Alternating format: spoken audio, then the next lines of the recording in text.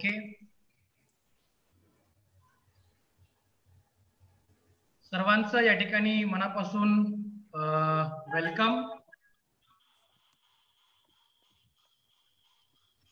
नमस्कार श्रीकांत सर. नमस्कार sir. Okay. विद्यार्थी मित्रांनो, आपण अधिकचा वेळ न घेता श्रीकांत सर आपल्याला MPSCच्या राज्यसेवा कंबाईन तसेच इतर परीक्षांसाठी इकॉनॉमिक्स म्हणजे अर्थशास्त्र हा विषय किती महत्वाचा आहे, कशाबाबत त्याची तयारी करायची यावर आपल्याला मार्गदर्शन करणार आहेत. सरांचं द रॉयल अकॅडमी परिवाराच्या तर्फे सहर्ष स्वागत. सर, आता मी तुमच्याकडे चार्ज देतो, तुम्ही कंटिन्यू करू शकता. चालतंय. ओके. नमस्कार मित्रांनो, आज आपण भारतीय अर्थव्यवस्था हा विषय अभ्यासणार आहोत. आता बऱ्याच विद्यार्थ्यांना या विषयाची खूप भीती असते की याच्यामध्ये प्रचंड आकडेवारी असेल किंवा संकल्पना असतील, या आपल्याला तोंडपाठ कराव्या लागतात किंवा आकडेवारी तोंडपाठ करावी लागते. तर ही गोष्ट आधी मनातून काढून टाका की आपल्याला आकडेवारी मोठ्या प्रमाणात विचारली जाते. त्याच्या आधी मी काही गोष्टी तुम्हाला सांगत आहे. त्याच्यामध्ये पहिली गोष्ट की तुम्हाला मी या लेक्चरमध्ये पहिल्यांदा सर्वप्रथम प्रश्नांची संख्या असेल की कोणत्या एक्झामला किती इकॉनॉमीचे क्वेश्चन येतात. 2, खूप विद्यार्थ्यांचं यश अपयश अर्थशास्त्र या विषयावर अवलंबून असतं. विषय क्रमांक 3, चालू घडामोडी व अर्थशास्त्र यांचा एकत्रित मेळ कशा पद्धतीने विद्यार्थ्यांनी घातला पाहिजे हे मी तुम्हाला महत्त्व सांगणार आहे. आणि त्याच्यानंतर की तुमचे येणारी एक्झाम असेल, राज्यसेवा पूर्व परीक्षा असेल किंवा कंबाईन पूर्व परीक्षा असेल, यामध्ये तुम्हाला जास्तीत जास्त मार्क्स कसे मिळवता येतील याविषयी मी आज बोलणार आहे. त्याच्यामुळे कृपया माझी एक सर्वांना विनंती आहे की कुणीही लेक्चर मध्ये सोडून जाऊ नका, कारण की प्रत्येक टॉपिक हा प्रत्येक टॉपिकवर कनेक्ट केलेला आहे. आलं का लक्षात?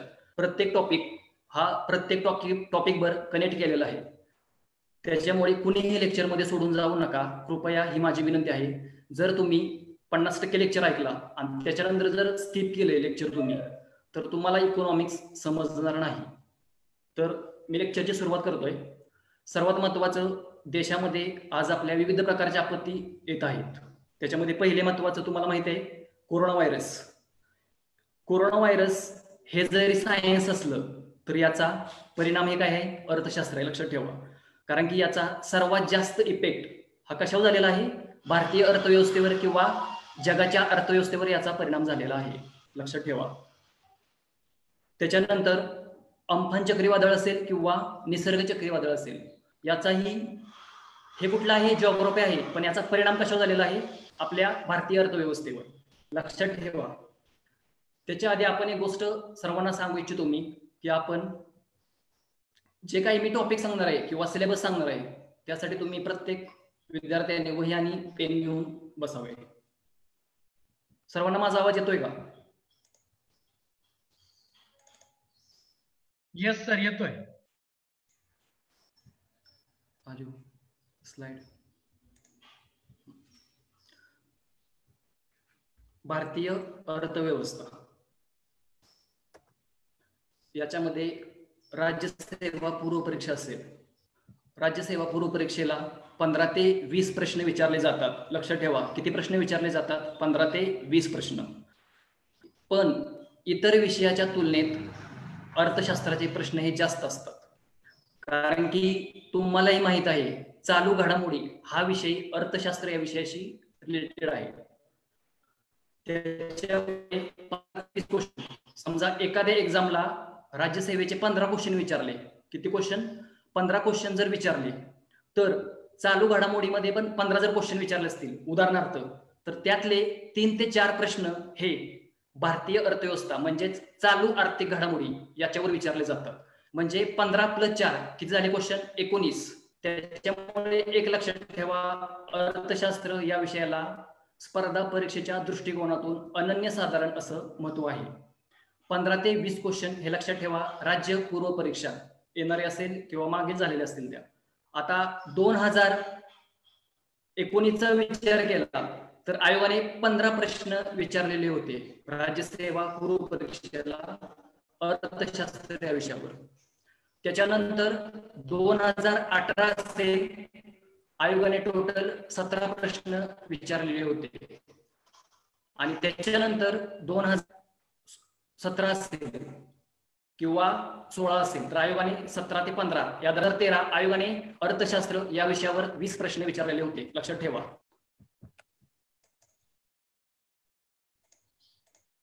ही गोष्ट लक्षात ठेवा, 15 ते 20 प्रश्न. त्याच्यानंतर पुढे थोडा आवाज ब्रेक होतोय सर. आता येतो का क्लिअर? हा ठीक आहे हरकत नाही. ओके. 15 ते मित्रांनो आवाज येतो मला क्लिअर, हरकत नाही. Hello sir. हा सर. स्क्रीनवर कोणीतरी हे केलेलं आहे, लिहिलेलं आहे. नोट. विद्यार्थ्यांना सूचना की आपण नोट करू नका याच्यावरती. ओके. त्याच्यानंतर राज्यसेवा पूर्व परीक्षा असेल. राज्यसेवा पूर्व परीक्षेला आता राज्यसेवा मुख्य परीक्षा असेल. मी टोटल सिलेबस हा नंतर तुमच्यावर डिस्कस करणार आहे. त्याच्यानंतर असेल राज्यसेवा मुख्य परीक्षा सामान्य अध्ययन पेपर क्रमांक 4. आता राज्यसेवा मुख्य परीक्षेचा विचार केला तर पेपर टोटल किती असतात? 6. त्यातले जीएस चे 4 पेपर असतात.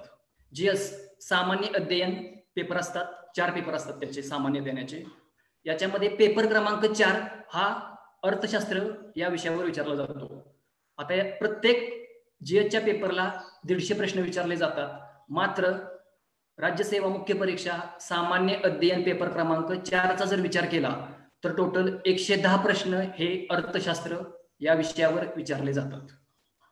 आता 75 पर्यंत आपलं जनरल इकॉनॉमिक्स असतं, पण 75 ते 110 प्रश्नापर्यंत तुम्हाला कृषी अर्थशास्त्र विचारलं जातं. लक्षात ठेवा, कृषी अर्थशास्त्र विचारलं जातं. 110 प्रश्न हे लक्षात ठेवा. कृषी अर्थशास्त्राचे प्रश्न असतात टोटल किती? 30 ते 35च्या दरम्यान तुम्हाला कृषी अर्थशास्त्राचे प्रश्न विचारले जातात. आता याच्यानंतर आपण पुढे बघणार आहोत की कंबाईन पूर्व परीक्षा आणि मुख्य परीक्षा.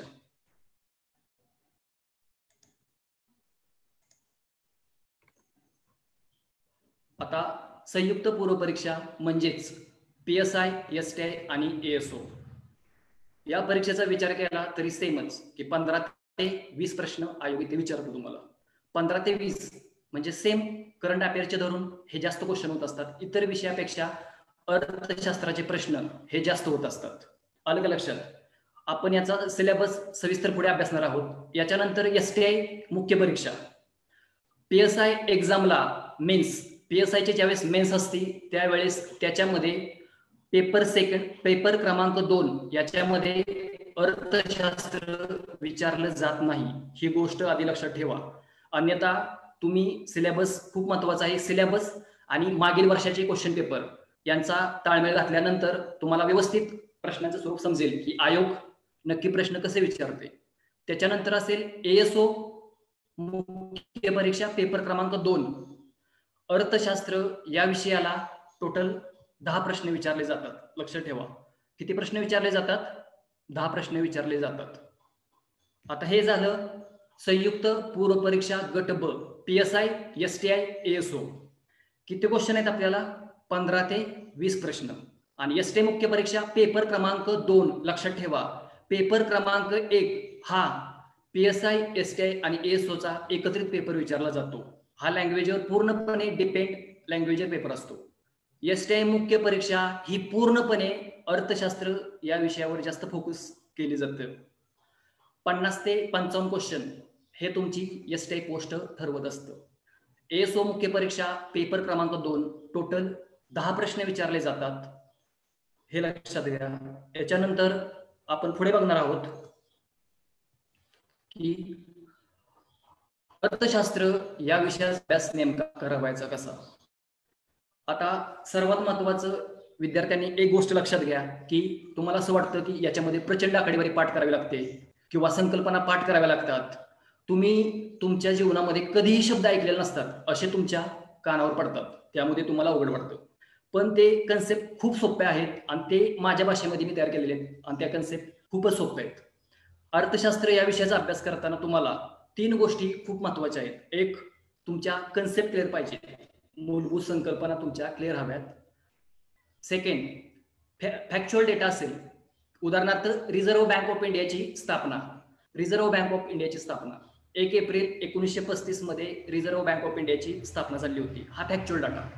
आणि चालू आर्थिक घडामोडी, चालू आर्थिक घडामोडी, चालू आर्थिक घडामोडीचा जर विचार केला तर निर्देशांक, उदाहरणार्थ मानव विकास निर्देशांक. आयोगाने याच्यावर खूप वेळा प्रश्न विचारलेले आहेत की कोणत्या 3 गोष्टीचा रेफरन्स लावला जातो, किंवा भारताचा आत्ताचा क्रमांक किती आहे, किंवा मागील वर्षाचा क्रमांक किती आहे, याच्यावर आयोग प्रश्न विचारतात चालू आर्थिक घडामोडी. उदाहरणार्थ असेल रिझर्व्ह बँक ऑफ इंडियाची मॉनिटरी पॉलिसी, म्हणजेच रिझर्व्ह बँक ऑफ इंडियाचं चलनविषयक धोरण, किंवा गव्हर्नमेंटची फिस्कल पॉलिसी. या 2 धोरणाद्वारे एक धोरण कुणाचं आहे, रिझर्व्ह बँक ऑफ इंडियाचं चलनविषयक धोरण. लक्षात ठेवा, त्यालाच आपण म्हणतो मॉनिटरी पॉलिसी. सेकंड आहे फिस्कल पॉलिसी, की ज्याला आपण राजकोषीय धोरण म्हणतो. आता तुम्ही तुमच्या लाईफमध्ये बरेच विद्यार्थी नवीन आहेत की त्यांनी राजकोषीय शब्द हा कधी ऐकलेला नसतो, पण त्याचा खूप सोपा अर्थ आहे सरकारचा जमा व खर्च. आलं का लक्षात? म्हणजे सरकारच्या तिजोरीमध्ये किती रुपये येतात आणि सरकार त्या तिजोरीमधून किती रुपये खर्च करत आहे, इन्व्हेस्टमेंट करत आहे, ह्यालाच आपण काय म्हणतो, फिस्कल पॉलिसी. अशा विविध तुम्हाला चालू आर्थिक घडामोडीचा अभ्यास करणं महत्वाचं आहे. लक्षात ठेवा, तुम्ही मागच्या वर्षी अभ्यास केला असेल 2019 मध्ये अर्थशास्त्राचा, तर 2019 मध्ये तोच अभ्यास करताना तुम्हाला बऱ्याच चेंज करावा लागतो, कारण की करंट इव्हेंट खूप बदललेले असतात. आले का लक्षात? उदाहरणार्थ आरबीआयची मॉनिटरी पॉलिसी असेल, आपला जीडीपी असेल, स्थूल देशांतर्गत उत्पादन, की जे आपण कमावतो ते. आले का लक्षात? ह्या गोष्टी तुम्हाला लक्षात ठेवायच्या असतात. किंवा एखाद्या संस्थेचा अहवाल असेल की या संस्थेने सांगितलेलं आहे की भारताचा जीडीपी एवढा असेल, पुढच्या वर्षी एवढा असेल, आत्ता कंटिन्यू एवढा राहील, ह्याच्यावर आयोग प्रश्न विचारतो. लक्षात ठेवा, ह्या 3 गोष्टी लक्षात ठेवा महत्वाच्या. अर्थशास्त्र हा विषय अभ्यास करताना कधीही पुस्तकी असेल किंवा करंट असेल, या 2 गोष्टीचा तुम्हाला मेळ घालता आला पाहिजे. आणि चालू घडामोडीचा अभ्यास करताना तुम्ही बऱ्याच वेळा एखादं पुस्तक यूज करता चालू घडामोडीचं. याच्यामध्ये सर्वात महत्वाचं चालू घडामोडीचा अभ्यास करताना अनुक्रमणिकेमध्ये एक टॉपिकच असतो की चालू आर्थिक घडामोडी. लक्षात ठेवा, अर्थशास्त्र हा विषय चालू घडामोडीशी जास्त रिलेटेड आहे. लक्षात ठेवा, हे मी तुम्हाला सांगितलेलं आहे. जीडीपी असेल गव्हर्नमेंटचा, पॉवर्टी असेल, अनएम्प्लॉयमेंट असेल, ह्या सर्व गोष्टी इथे जास्त मॅटर करतात अर्थशास्त्र या विषयामध्ये. आता पुढे, जर तुम्हा विद्यार्थ्यांजवळ वही आणि पेन असेल तर टॉपिक लिहून घ्या. राज्यसेवा पूर्व परीक्षेला ह्या टॉपिकच्या बाहेर एकही प्रश्न विचारला जाणार नाही. लक्षात ठेवा, अर्थशास्त्र पूर्व परीक्षा अभ्यासक्रम असेल आपला राज्यसेवा पूर्व परीक्षेचा, याच्या बाहेर एकही प्रश्न विचारला जात नाही. पहिला टॉपिक असेल आपला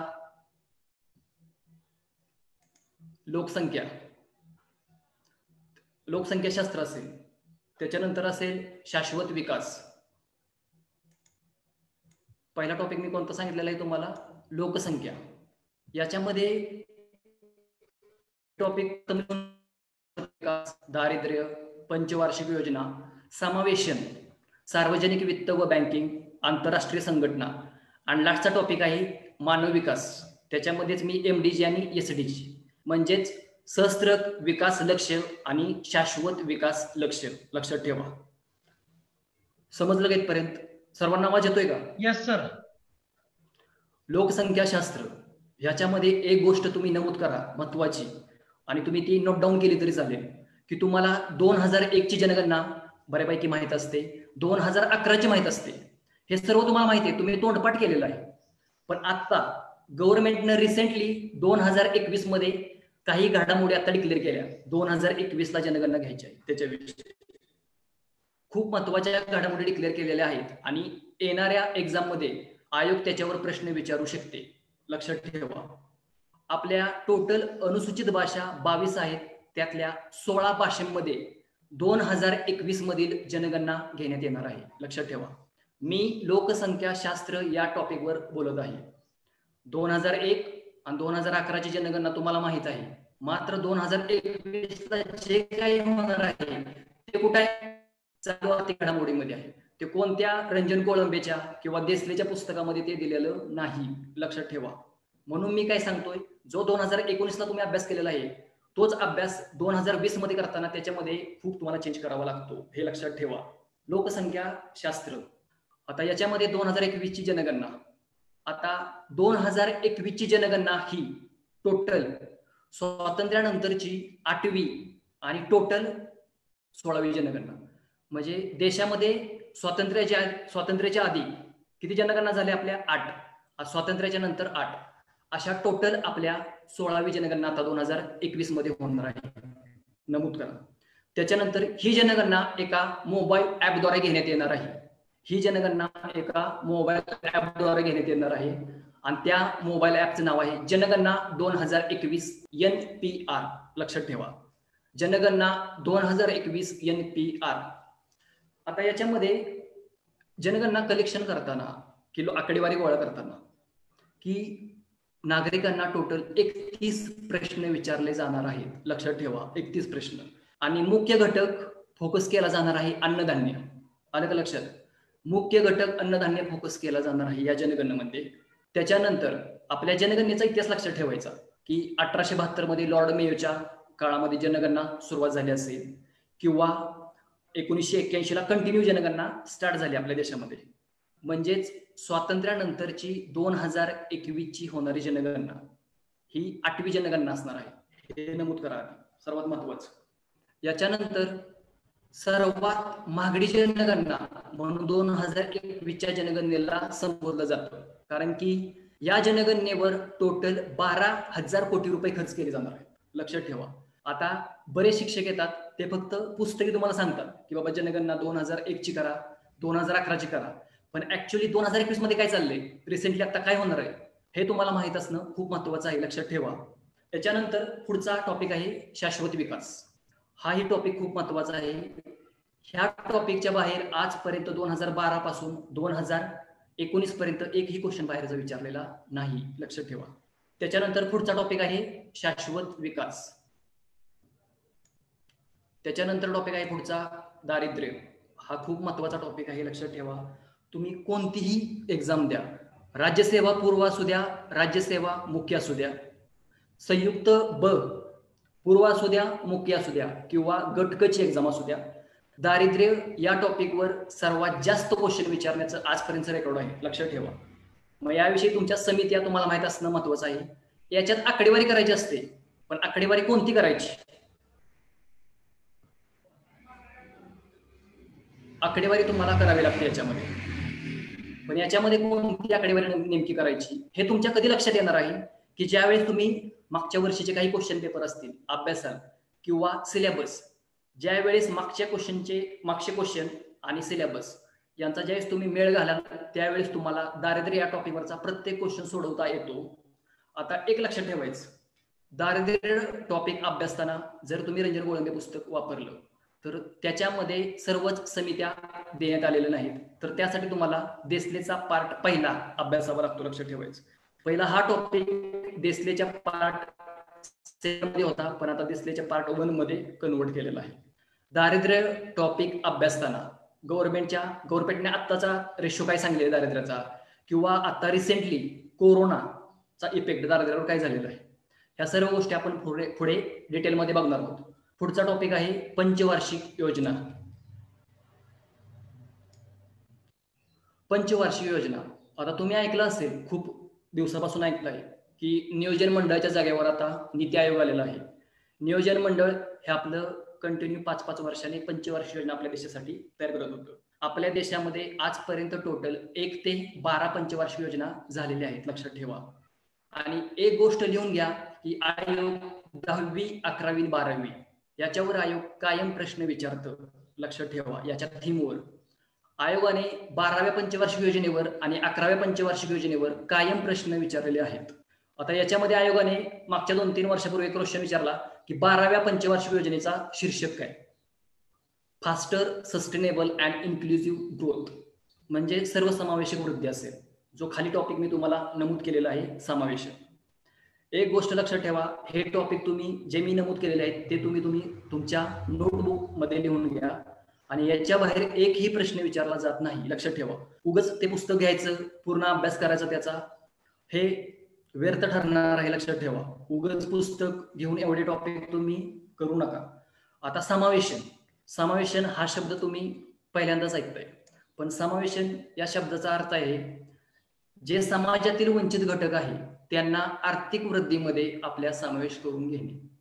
समाजातील जे काही दुर्बल घटक आहे त्यांना देशाच्या आपल्या आर्थिक वृद्धीमध्ये समावेश त्यांचा करून घेणे, त्यालाच आपण काय म्हणतो, समावेशन. त्याच्यानंतर पुढचा टॉपिक आहे सार्वजनिक वित्त व बँकिंग. आता सार्वजनिक वित्त हा शब्द तुम्ही पहिल्यांदाच ऐकता असाल, पण याचा सर्वात महत्वाचा अर्थ म्हणजे अर्थसंकल्प असेल, बजेट. गव्हर्नमेंट प्रत्येक वर्षी बजेट मांडतो. आता तुम्ही जर पुस्तकी अभ्यास करायला गेला पुस्तकातून, तर याच्यामधले मी आता चालू घडामोडीचे बदल झालेले सांगतो. की गव्हर्नमेंट ज्यावेळेस आपलं बजेट फेब्रुवारीच्या शेवटच्या आठवड्यामध्ये मांडायचं, लास्टच्या दिवशी फेब्रुवारीच्या काय असायचं, अर्थसंकल्प असायचा आपला.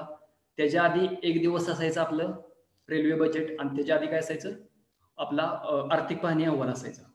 आता याच्यामध्ये सार्वजनिक वित्त व बँकिंग असेल. बँकिंगचा अभ्यास करताना रिझर्व्ह बँक ऑफ इंडिया असेल, त्यांची मॉनिटरी पॉलिसी असेल, ही खूप महत्वाची आहे, लक्षात ठेवा.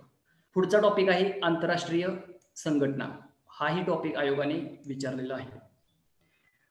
आणि त्याच्यानंतर आहे MDG आणि SDG, सहस्त्र विकास ध्येय आणि शाश्वत विकास ध्येय. आता सहस्त्र MDG टोटल किती आहेत ध्येय, त्याच्यामध्ये 8. गव्हर्नमेंटने काय सांगितलेलं आहे, म्हणजे टोटल आपल्या जागतिक लेवलला की 2001 पासून 2015 पर्यंत याचा कालावधी असेल, की याच्यामध्ये मग स्त्रिया असतील, बालके असतील, दारिद्र्य असेल किंवा भूक असेल, या संदर्भात याच्यामध्ये वक्तव्य केलेले आहेत. तर SDG मध्ये विचार केला तर शाश्वत विकास लक्ष्य 2016 पासून 2030 पर्यंत आहे. MDGचा जर विचार केला तर हे विकसनशील देशांसाठी उपयुक्त ठरतं, तर SDG हे ऑल इंडिया म्हणजे ऑल जगासाठी उपयुक्त ठरतं. आलं का लक्षात. आयोगाने याच्यावर प्रत्येक वर्षी म्हणजे मागील 2019ला सहस्त्र विकास लक्ष्य व शाश्वत विकास लक्ष्य याच्यावर आयोगाने प्रश्न विचारले आहेत. आणि त्याच्यानंतर डायरेक्ट 2014ला प्रश्न विचारलेला होता की खालीलपैकी कोणते ही शाश्वत विकास लक्ष्य आहेत किंवा सहस्त्र विकास लक्ष्य आहे, असं आयोगाने विचारलेलं होतं. तुमचं हे लिहून झालं असेल तर मी पुढे राज्य संयुक्त पूर्व परीक्षा याचं मी तुम्हाला थोडं सांगणार आहे की पूर्व परीक्षेला नेमके टॉपिक अभ्यासाचे कोणते. सर्वांना आवाज येतोय? येस सर, येतोय सर, येतोय.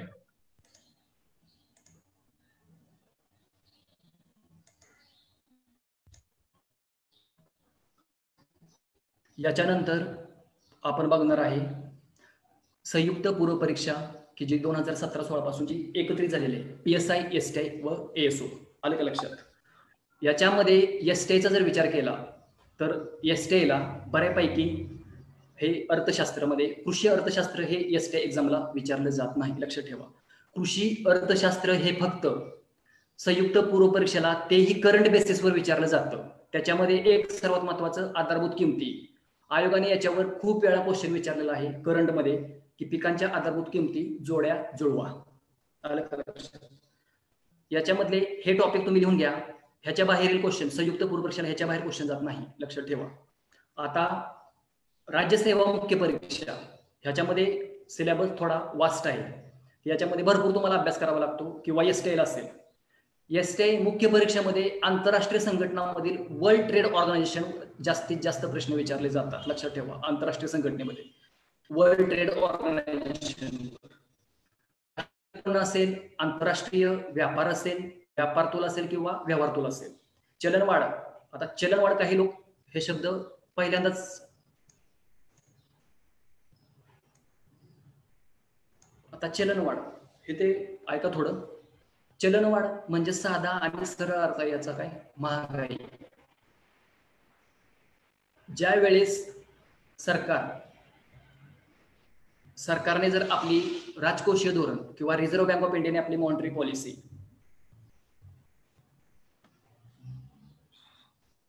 जर महाग केली, राजकोषीय धोरण असेल किंवा हे असेल की जमिनीपेक्षा खर्च जास्त केला, तर ऑटोमॅटिक काय होती, महागाई वाढते. उदाहरणार्थ RBI सांगतो मी तुम्हाला. जर RBIने कर्ज स्वस्त केली म्हणजेच काय, त्यांचं रोख राखीव प्रमाण असेल, वैधानिक तरलता प्रमाण असेल किंवा रेपो रेट असेल किंवा रिव्हर्स रेपो रेट असेल, जर रिझर्व्ह बँक ऑफ इंडियाने हे सर्व रेट कमी केले तर कमर्शियल बँकाच म्हणजे व्यापारी बँका यांना लोन काय लागतं, म्हणजे ते कर्ज खूप स्वस्त लागतं. ते कर्ज स्वस्त लागल्यामुळे इकडे काय होतं की लोकांना ते कर्ज घेतानाही खूप स्वस्त लागतं. कारण की ज्यावेळी समजा उदाहरणार्थ आपल्याला आरबीआयने म्हणजे कमर्शियल बँकांना आरबीआयने 4% व्याजदराने कर्ज दिले, तर आपल्याला कमर्शियल बँका ह्या 2 ते 3% म्हणजे 5 ते 6% काय करतात, कर्ज देतात. आलं लक्षात? म्हणजे पूर्वीपेक्षा व्याजदर काय झालेला आहे, कमी झालेला आहे. मग आपण व्यक्ती काय करणार, मोठ्या प्रमाणात कर्ज घेणार. आपण जर मोठ्या प्रमाणात कर्ज घेतलं तर आपली खरेदी शक्ती काय होत असते, वाढत असते. आपली खरेदी शक्ती वाढली, आपण मार्केटमध्ये जाणार, वस्तू आणि सेवा मोठ्या प्रमाणात खरेदी करणार. ऑटोमॅटिक त्या वस्तू आणि सेवांना जर डिमांड आली तर त्या वस्तू आणि सेवाच्या किमती इन्क्रीज होणार, म्हणजे वस्तू आणि सेवाच्या किमती वाढणार. त्याला आपण काय म्हणतो, चलनवाढ, महागाई. आलं का लक्षात? मग आरबीआय याच्यावर कंट्रोल कसा करते? साधं आणि सोपं गणित आहे. आरबीआय आपले सर्व रेट काय करते, महाग करते. 4%वरून 8%वर येईल, 6%. उदाहरणार्थ सांगतोय, 6%वर येईल, 8%वर येईल. आलं का लक्षात? याच्यानंतर पुढचा टॉपिक आहे कर संरचना. कर संरचनेचा जर विचार केला तर तुम्हाला माहित असेल, भारतीय घटनेचं कलम 265 कलमानुसार कर संरचना म्हणजे कर ही कन्सेप्ट 265 कलमामध्ये आहे. डायरेक्ट टॅक्स आणि इनडायरेक्ट टॅक्स. आलं का लक्षात? प्रत्यक्ष कर आणि अप्रत्यक्ष कर असे 2 प्रकार पडतात. पण 2017 नंतर तुम्ही एक शब्द कायम ऐकताय, तो म्हणजे काय, जीएसटी, वस्तू व सेवा कर. आलं का लक्षात? वस्तू व सेवा कर याच्याविषयी मी तुमच्यावर पुढे बोलणार आहे. त्याच्यानंतर आहे आर्थिक सुधारणा असतील, पुन्हा तोच की जो राज्यसेवेला तुम्ही टॉपिक अभ्यासणार आहे, लोकसंख्याशास्त्र, तोच पुन्हा तुम्हाला इकडे अभ्यासायचा आहे. त्याच्यानंतर दारिद्र्य व बेरोजगारी पुन्हा तुम्हाला इकडे तोच अभ्यासायचा आहे. त्याच्यानंतर पंचवार्षिक योजना पाठ करत बसतात मुलं 1 ते 12, आणि 12 पंचवार्षिक योजनेनंतर पुढच्या पंचवार्षिक योजना आता बंद झालेल्या आहेत. आणि आता काय आलेलं आहे, 15 वर्षाचा डेव्हलपमेंट अजेंडा विचारला जातो. लक्षात ठेवा, 15 वर्षाचा डेव्हलपमेंट अजेंडा आलेला आहे. 2012 ते 2017 ही फायनल पंचवार्षिक योजना आपली झालेली आहे. याच्यानंतर पंचवार्षिक योजना पुढे तयार करण्यात आलेली नाही. नीती आयोग, ह्याच्यावर आयोगाने खूप वेळा प्रश्न विचारला. मागच्या कंबाईन पूर्व परीक्षा, संयुक्त पूर्व परीक्षेला याच्यावर प्रश्न विचारलेला होता. आले का लक्षात? आता याच्यामध्ये एक गोष्ट लक्षात घ्या, नीती आयोगामध्ये काय लक्षात ठेवायचं, national institution for transforming India, NITI आयोगाचा फुल फॉर्म. एक. दुसरं, नीती आयोगाचे अध्यक्ष कोण असतात, आपल्या देशाचे पंतप्रधान. आलं का लक्षात? नीती आयोगाचे अध्यक्ष. त्याच्यानंतर त्याच्यामध्ये एक चीफ एक्झिक्युटिव्ह ऑफिसर असतो, आलं का लक्षात, आणि उपाध्यक्ष असतो. ह्याच्या पण तुम्ही थोड्या गोष्टी लक्षात घ्या. त्याच्यानंतर आहे सार्वजनिक वित्त व बँकिंग, परत तुम्हाला तोच टॉपिक परत इकडे अभ्यासायचा आहे.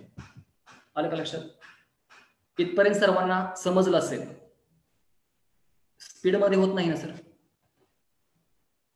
नाही सर, ओके, व्यवस्थित, ओके. हे टॉपिक लिहून घ्या तुम्ही.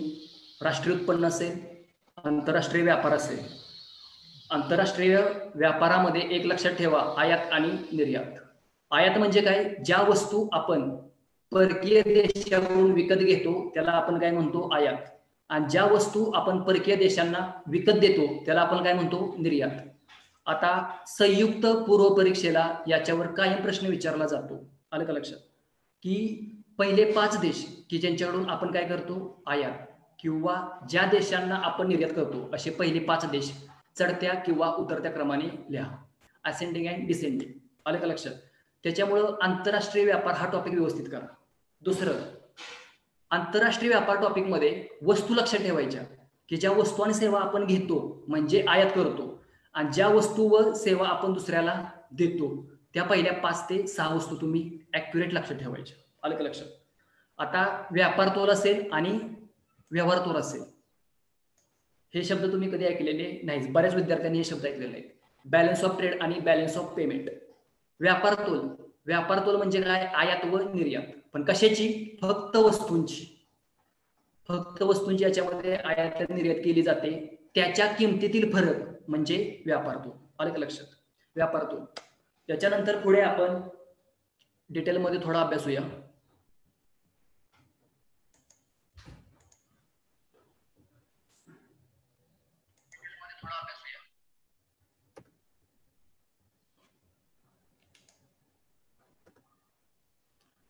अर्थव्यवस्थेचे प्रकार. अर्थव्यवस्थेचे प्रकार टोटल किती आहेत? 3. चॅट बॉक्स मध्ये याच्यातील कोणती अर्थव्यवस्था आपल्या देशामध्ये आहे हे टाईप करून तुम्ही आता त्याचं आन्सर द्या. ह्याच्यामधील कोणती अर्थव्यवस्था आपल्या देशामध्ये आता आहे? भांडवलशाही अर्थव्यवस्था आहे, समाजवादी अर्थव्यवस्था आहे का मिश्र अर्थव्यवस्था आहे? अर्थव्यवस्थेचे प्रकार. अर्थव्यवस्था या घटकामध्ये आपण, या विषयामध्ये आपण भांडवलशाही अर्थव्यवस्था, समाजवादी अर्थव्यवस्था आणि त्याच्यानंतर आहे मिश्र अर्थव्यवस्था. भांडवलशाही अर्थव्यवस्थेचा विचार केला तर उत्पादनाची साधने ही कुठल्या मालकीची असतात? खाजगी मालकीची असतात. लक्षात ठेवायचं. इथं मालक कोण असतो? खाजगी व्यक्ती.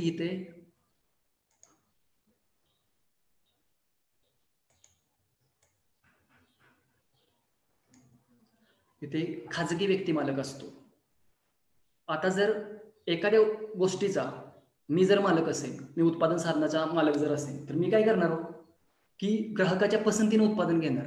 समाजाच्या पसंतीने याच्यामध्ये उत्पादन घेतलं जात नाही. लक्षात ठेवा की इंडिव्हिज्युअल ग्राहक, याच्यामुळे काय होतं की गरीब आणि श्रीमंताची दरी काय होते? वाढत जाते. लक्षात ठेवा, गरीब आणि श्रीमंताची दरी याच्यामध्ये वाढत जाते. कारण की समाजामध्ये चैनीच्या वस्तू खरेदी करणारे व्यक्ती असतात. त्या काय करतात? चैनीच्या वस्तू डिमांड केल्यामुळे जो भांडवलशाहीमध्ये जो मालक आहे तो काय करतो? अन्नधान्य या घटकाकडे दुर्लक्ष करून चैनीच्या वस्तू घेतो. कारण की अन्नधान्य या घटकापेक्षा चैनीच्या वस्तू काय असतात? महाग असतात आणि त्याच्यापासून सर्वात जास्त नफा हा खाजगी व्यक्तीला मिळत असतो. त्याच्यामुळे ग्राहक इथं काय असतो? सार्वभौम असतो. आलं का लक्षात? त्याच्यानंतर पुढची अर्थव्यवस्था आहे समाजवादी. याच्यामध्ये मालकी, समाजवादी अर्थव्यवस्थेमध्ये मालकी कोणाची असते? तर सार्वजनिक म्हणजे सरकारची असते. इथे काय केलं जातं? एका व्यक्तीवर फोकस न करता काय केलं जातं? पूर्ण समाजावर फोकस केलं जातं समाजवादी अर्थव्यवस्थेमध्ये. लक्षात ठेवा, भांडवलशाही अर्थव्यवस्थेमध्ये एका व्यक्ती फोकस असते, तर समाजवादी अर्थव्यवस्थेमध्ये पूर्ण समाज फोकस असतो. लक्षात ठेवा, त्या समाजातील इंडिव्हिज्युअल एका व्यक्तीचा विचार समाजवादी अर्थव्यवस्थेमध्ये केला जात नाही. लक्षात ठेवा, सर्वात महत्वाचं म्हणजे इथं व्यक्ती स्वातंत्र्याचा काय झाला? लोप झाला. इथं काय व्यक्तीच्या पसंतीनं, इंडिव्हिज्युअल एका व्यक्तीच्या पसंतीनं उत्पादन घेतलं जाणार नाही. मग आता पुढे स्वातंत्र्यानंतर भारताने कुठल्या अर्थव्यवस्थेचा स्वीकार केलेला आहे? मिश्र, मिक्स्ड इकॉनॉमीचा स्वीकार केलेला आहे. लक्षात ठेवायचं, मिश्र अर्थव्यवस्थेचा. मिश्र अर्थव्यवस्थेचा जर विचार केला तर दोन गोष्टीचे याच्यामध्ये समन्वय असतं. एक भांडवलशाही आणि दुसरं समाजवादी. आलं का लक्षात? म्हणजे काय झालं? इथं खाजगी आणि सार्वजनिक दोघांचीही मालकी इथे असते मिश्र अर्थव्यवस्थेमध्ये. लक्षात ठेवायचं. म्हणजे काय केलं जाणार आहे? इथं समाजाचाही विचार केला जाणार आहे, समाजातील एका घटकाचाही विचार केला जाणार आहे, एका व्यक्तीचाही विचार केला जाणार आहे. कोणत्या अर्थव्यवस्थेमध्ये? मिश्र अर्थव्यवस्थेमध्ये. आता एक बाब नमूद करा की 1991 पासून आपली अर्थव्यवस्था मिश्र म्हणून कुठे जात आहे? मुक्त अर्थव्यवस्थेकडे आपली चाललेली आहे. म्हणजे काय हो? 1991चं कोणतं धोरण? खाजगीकरण असेल, जागतिकीकरण असेल किंवा उदारीकरण असेल किंवा आर्थिक सुधारणा झाल्या खूप मोठ्या प्रमाणात. याच्यामध्ये सर्वात महत्वाची सुधारणा काय झाली? नवीन औद्योगिक धोरण 1991चं. हे खूप महत्वाचं आहे. याच्यावर एसटीआय मेन्सला कायम प्रश्न विचारला जातो. 1991चं नवीन औद्योगिक धोरण याच्यावर. लक्षात ठेवा. म्हणजे आपल्या देशामध्ये कोणती अर्थव्यवस्था आहे? मिश्र अर्थव्यवस्था आहे. पण 1991 नंतर आपला देश हा मिश्र मुक्तकडे, म्हणजे आपण हव्या त्या वस्तू परक्याकडून काय करू शकतो? घेऊ शकतो. आपल्या हव्या त्या वस्तू परक्यांना देऊ शकतो. तीच कुठली अर्थव्यवस्था? आपली मुक्त अर्थव्यवस्था. आलं का लक्षात?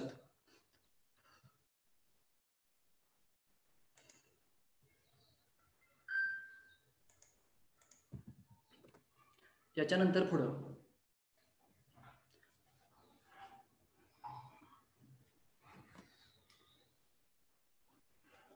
अर्थव्यवस्थेची क्षेत्रे प्राथमिक असेल, द्वितीय असेल आणि तृतीय असेल. आता चौथं पण आहे आणि पाचवं पण आहे. पण आपल्या अर्थव्यवस्थेच्या दृष्टीने ही क्षेत्रे खूप महत्वाची आहेत. याचा जीडीपी मध्ये काहीतरी यांचा वाटा असतो. प्राथमिक क्षेत्राचा असेल, द्वितीय क्षेत्राचा असेल आणि तृतीय क्षेत्राचा असेल. प्राथमिक क्षेत्रालाच आपण कुठलं क्षेत्र म्हणतो? कृषी क्षेत्र. द्वितीय क्षेत्राला आपण काय म्हणतो? उद्योग क्षेत्र. आणि तृतीय क्षेत्र म्हणजे सेवा क्षेत्र.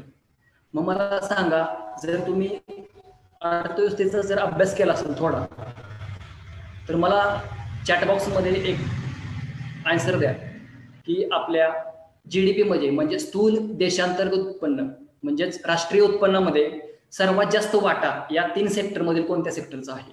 आलं का लक्षात? कोणत्या क्षेत्राचा वाटा सर्वाधिक जास्त याच्यामध्ये आहे?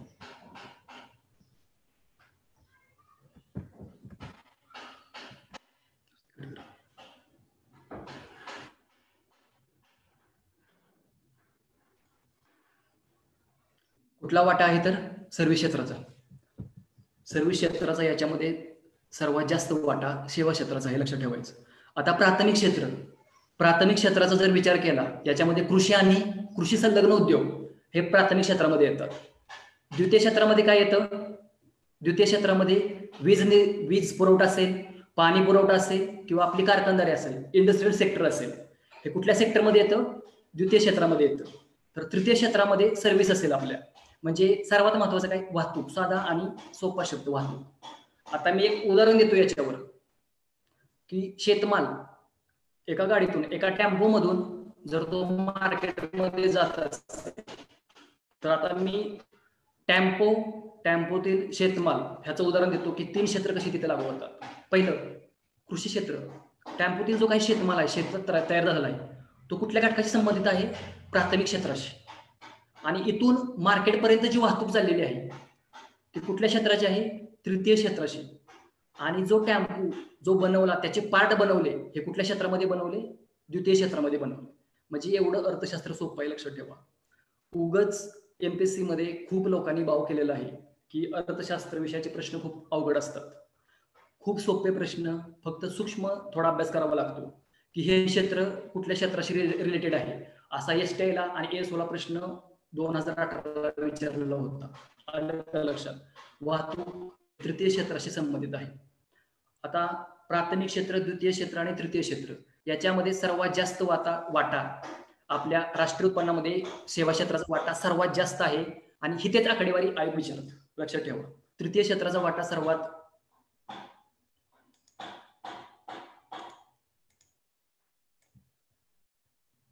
या क्षेत्राचा वाटा आपल्या राष्ट्रीय उत्पन्नामध्ये सर्वाधिक आहे, लक्षात ठेवा. तृतीय क्षेत्राचा वाटा ज्या वेळेस 54% होता मागील वर्षी, आयोगाने डायरेक्ट प्रश्न विचारला होता की राष्ट्रीय उत्पन्नामध्ये सर्वात जास्त वाटा खालील पैकी कोणत्या क्षेत्राचा आहे?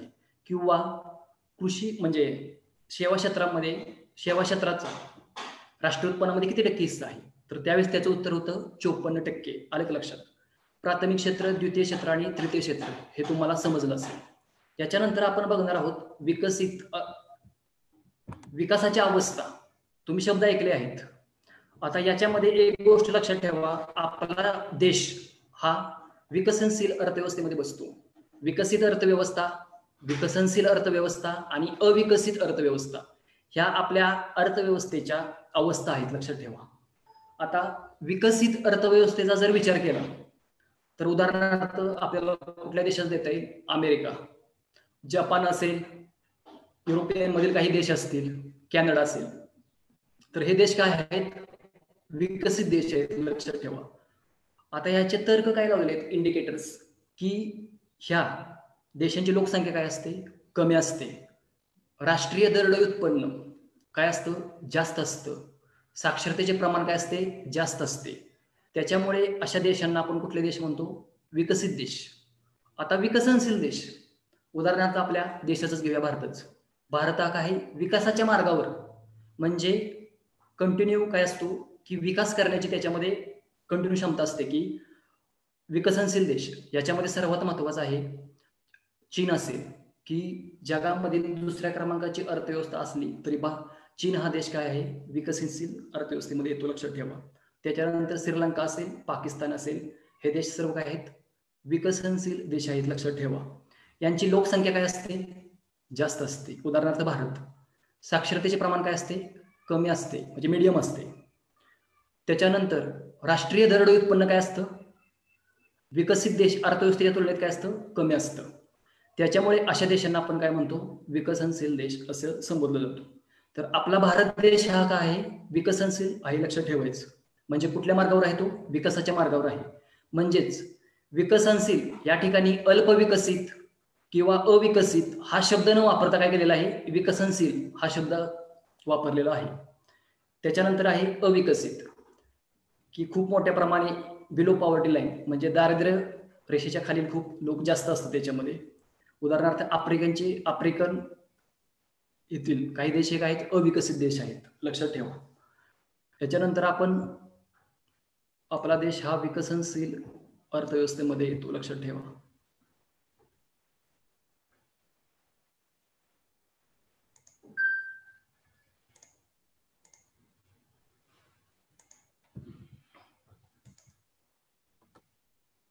आता पुढे राष्ट्रीय उत्पन्न याच्यामध्ये एक लक्षात ठेवा, स्थूल देशांतर्गत उत्पन्न किंवा सकल घरेलू उत्पन्न म्हणजे GDP, ग्रॉस डोमेस्टिक प्रोडक्ट, ही संकल्पना ज्याला समजली त्याला निम्म अर्थशास्त्र समजलं, लक्षात घ्या.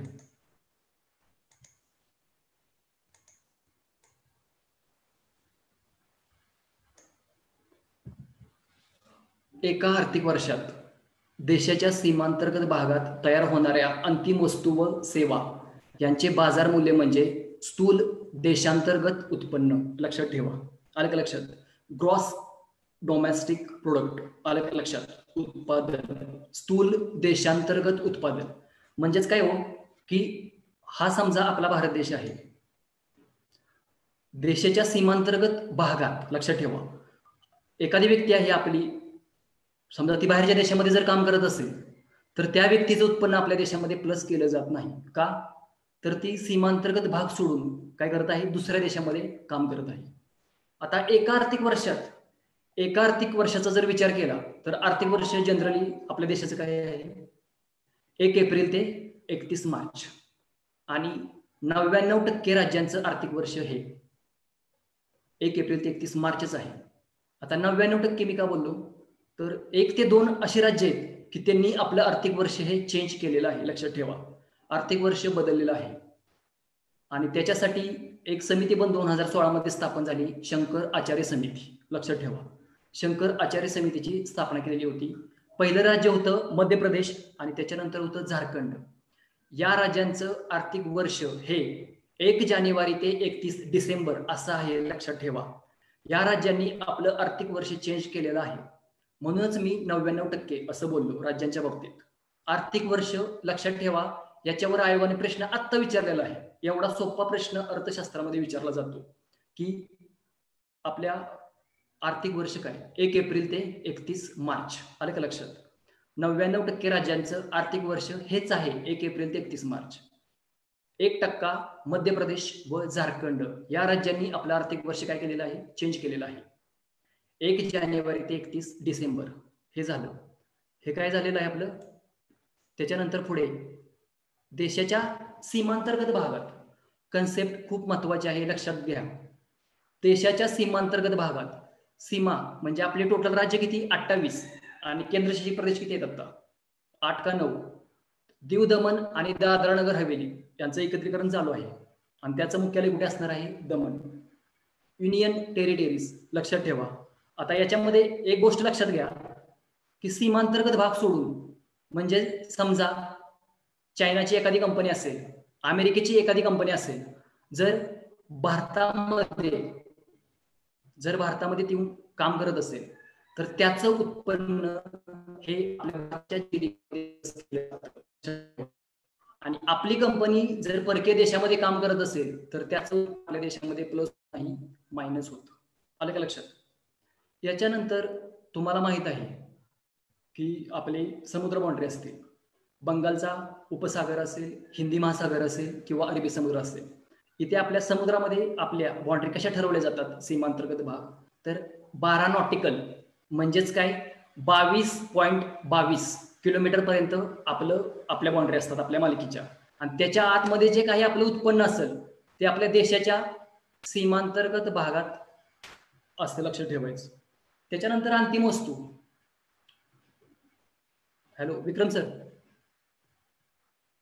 येस सर, आवाज येतोय ना आवाज? हो येस सर. ओके.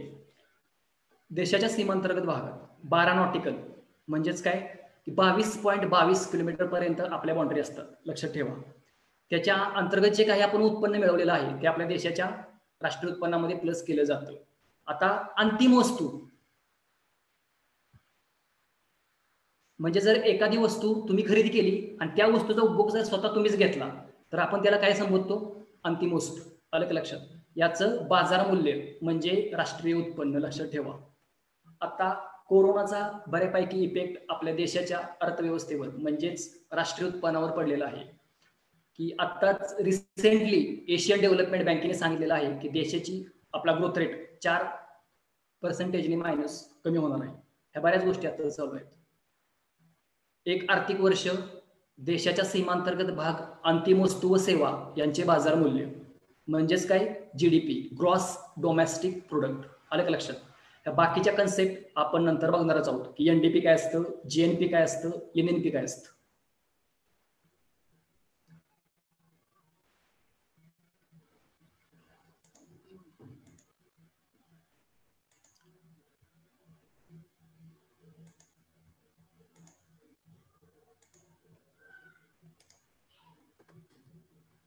ह्या प्रश्नाचं उत्तर जीडीपीचा अर्थ मला तुम्ही चॅट बॉक्समध्ये टाईप करून पाठवा. स्थूल देशांतर्गत उत्पादन, एसटीआय पूर्व परीक्षा 2016ला हा प्रश्न विचारलेला होता. मी तुम्हाला कन्सेप्ट सांगितलेली आहे. स्थूल देशांतर्गत उत्पादन जीडीपीचा अर्थ काय आहे? एसटीआय पूर्व परीक्षा 2016. म्हणजेच एक गोष्ट लक्षात ठेवा की हा प्रश्न काही एकदाच विचारला नाही तर खूप वेळा ह्या प्रश्नावर आयोगाने प्रश्न विचारलेले आहेत.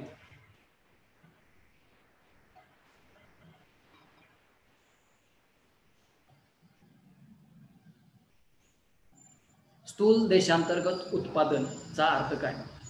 पहिलं अ आहे स्थूल राष्ट्रीय उत्पादन, निव्वळ राष्ट्रीय उत्पादन, एका देशाच्या सीमेच्या म्हणजे सीमांतर्गत भागात उत्पादित झालेल्या वस्तू व सेवा, आणि पर्याय क्रमांक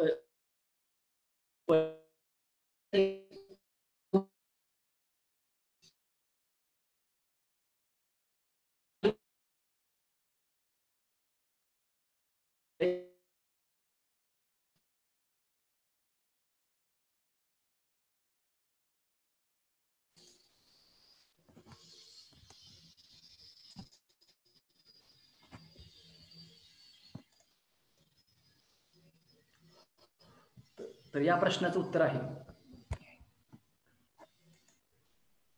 फक्त एका देशाच्या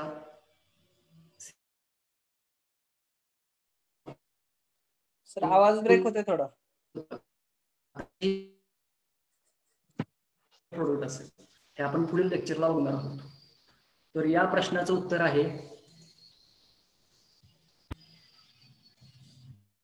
पर्याय क्रमांक 3. हा आयोगाने प्रश्न खूप वेळा विचारलेला आहे. अजून कनेक्शन झालं.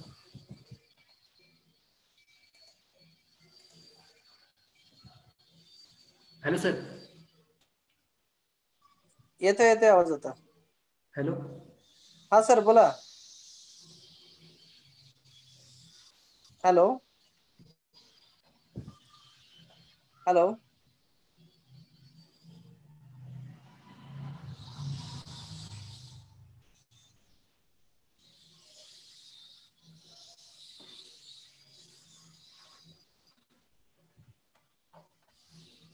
विक्रम सर.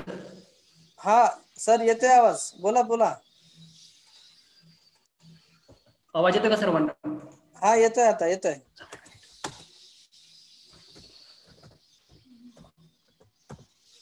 थोडासा आवाज ब्रेक होतोय पण येतोय कंटिन्यू.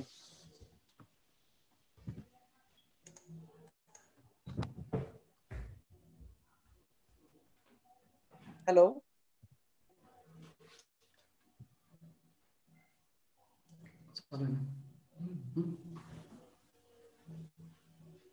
हा येतोय सर आवाज येतोय. पुढचा आहे दारिद्र्य व बेरोजगारी.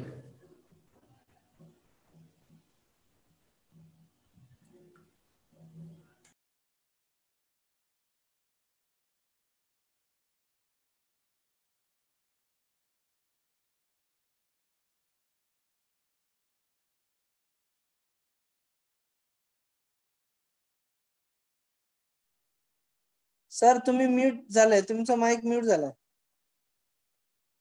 श्रीकांत सर अनम्यूट करा तुम्ही.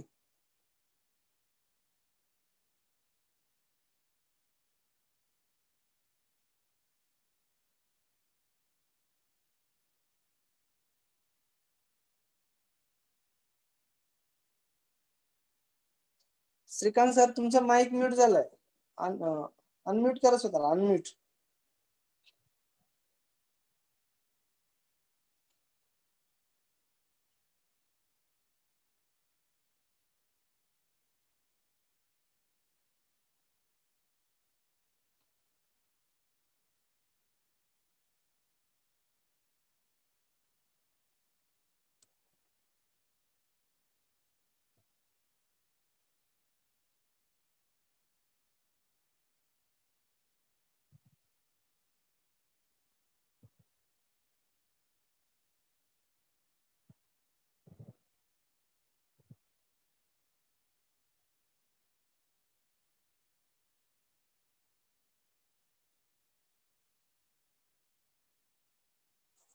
श्रीकांत सर. हा ओके सर. याच्यानंतर दारिद्र्य व बेरोजगारी, याच्यामध्ये आयोग कायम सापेक्ष व निरपेक्ष दारिद्र्य. आवाज येतो का सर्वांना? येतोय आवाज येतोय. चॅटबॉक्स मध्ये सांगा, आवाज येतो का सर्वांना? हो येतोय.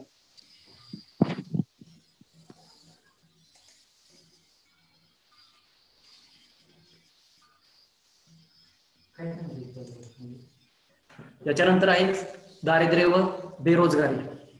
बघून दारिद्र्य व बेरोजगारी, याच्यामध्ये दारिद्र्याचा जर विचार केला तर तुम्हाला आयोग याच्यामध्ये समिती विचारत असतात की काही मागच्या समिती असतील, त्याच्यानंतर आता स्वातंत्र्य आधीच्या काही वा स्वातंत्र्यानंतरच्या काही समिती असतील, त्याच्यावर आयोग कायम प्रश्न विचारत असतं दारिद्र्य व बेरोजगारी या टॉपिक मध्ये.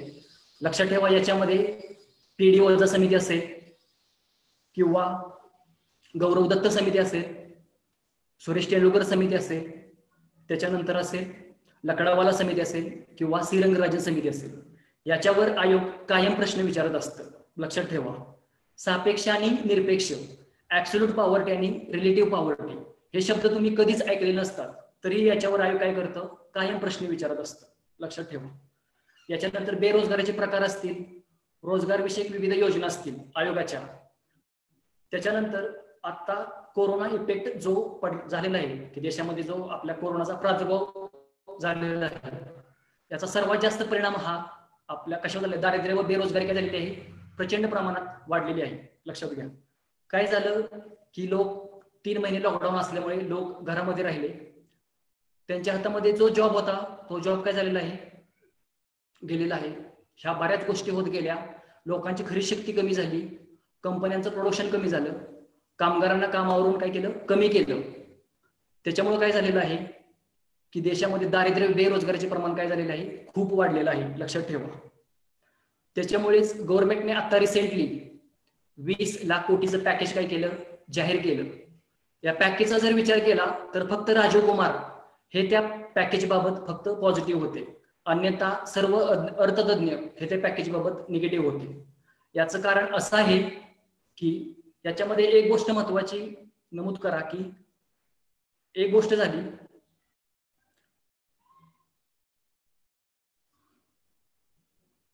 की आपले नोबेल विजेते असतील अभिजित बॅनर्जी किंवा रघुराम राजन यांनी असं सांगितलं की देशामधील जी लोकसंख्या आहे त्याच्या 60% लोकांच्या अकाउंटवर तुम्ही पैसे टाका. आता हे गव्हर्नमेंटने पैसे एवढे उभे करायचे कुठून, तर काय करायचं, आरबीआय कडून काय करायचं, कर्ज घ्यायचं. आरबीआयने एवढे पैसे द्यायचे कुठून, तर अतिरिक्त चलन छपाई करायची. जर अतिरिक्त चलन छपाई केली तर देशामध्ये महागाई वाढू शकते. त्याच्यामुळे काय सांगितलं अभिजित बॅनर्जी व रघुराम राजन यांनी, लोकांच्या अकाउंटवर तुम्ही पैसे टाका, लोक ऑटोमॅटिक काय करतील, वस्तू व सेवा खरेदी करतील. वस्तू व सेवा खरेदी केल्यानंतर ऑटोमॅटिक त्याची डिमांड वाढली. डिमांड वाढल्यानंतर काय होणार आहे, कंपन्या आपलं प्रोडक्शन काय करणार आहेत, वाढवणार आहेत. प्रोडक्शन वाढवल्यानंतर ते प्रोडक्शन वाढवण्यासाठी ते कामगारांना कामामध्ये काय करतील, सहभाग करून घेतील. आलं का लक्षात? ह्याच्यासाठी सांगितलं की अभिजित बॅनर्जी व रघुराम राजन यांनी सांगितलं की लोकांच्या अकाउंटवर तुम्ही काय करा, पैसे टाका 60% जनतेच्या अकाउंटवर. ही गोष्ट त्यांनी सांगितलेली होती दारिद्र्य व बेरोजगारीच्या बाबतीत. आता जर सापेक्ष निरपेक्ष दारिद्र्याचा जर विचार केला तर सापेक्ष दारिद्र्य म्हणजे याच्यामध्ये काय असतं की एकमेकाची तुलना केली जाते.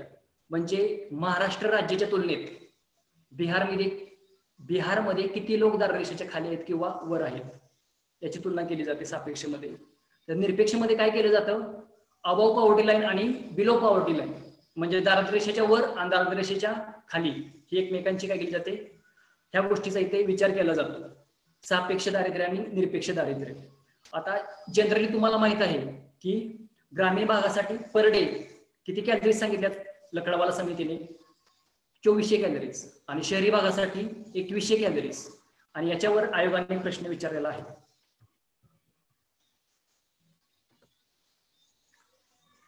ह्या प्रश्नाचं उत्तर, दारिद्र्य रेषेखालील लोकसंख्येमध्ये समावेश होण्यासाठी किती कॅलरीजची आवश्यकता असते, असा आयोगाने प्रश्न मागीलच 2018च्या राज्यसेवा मुख्य परीक्षेला हा प्रश्न विचारलेला होता. ह्या प्रश्नाचं उत्तर कोण सांगू शकेल?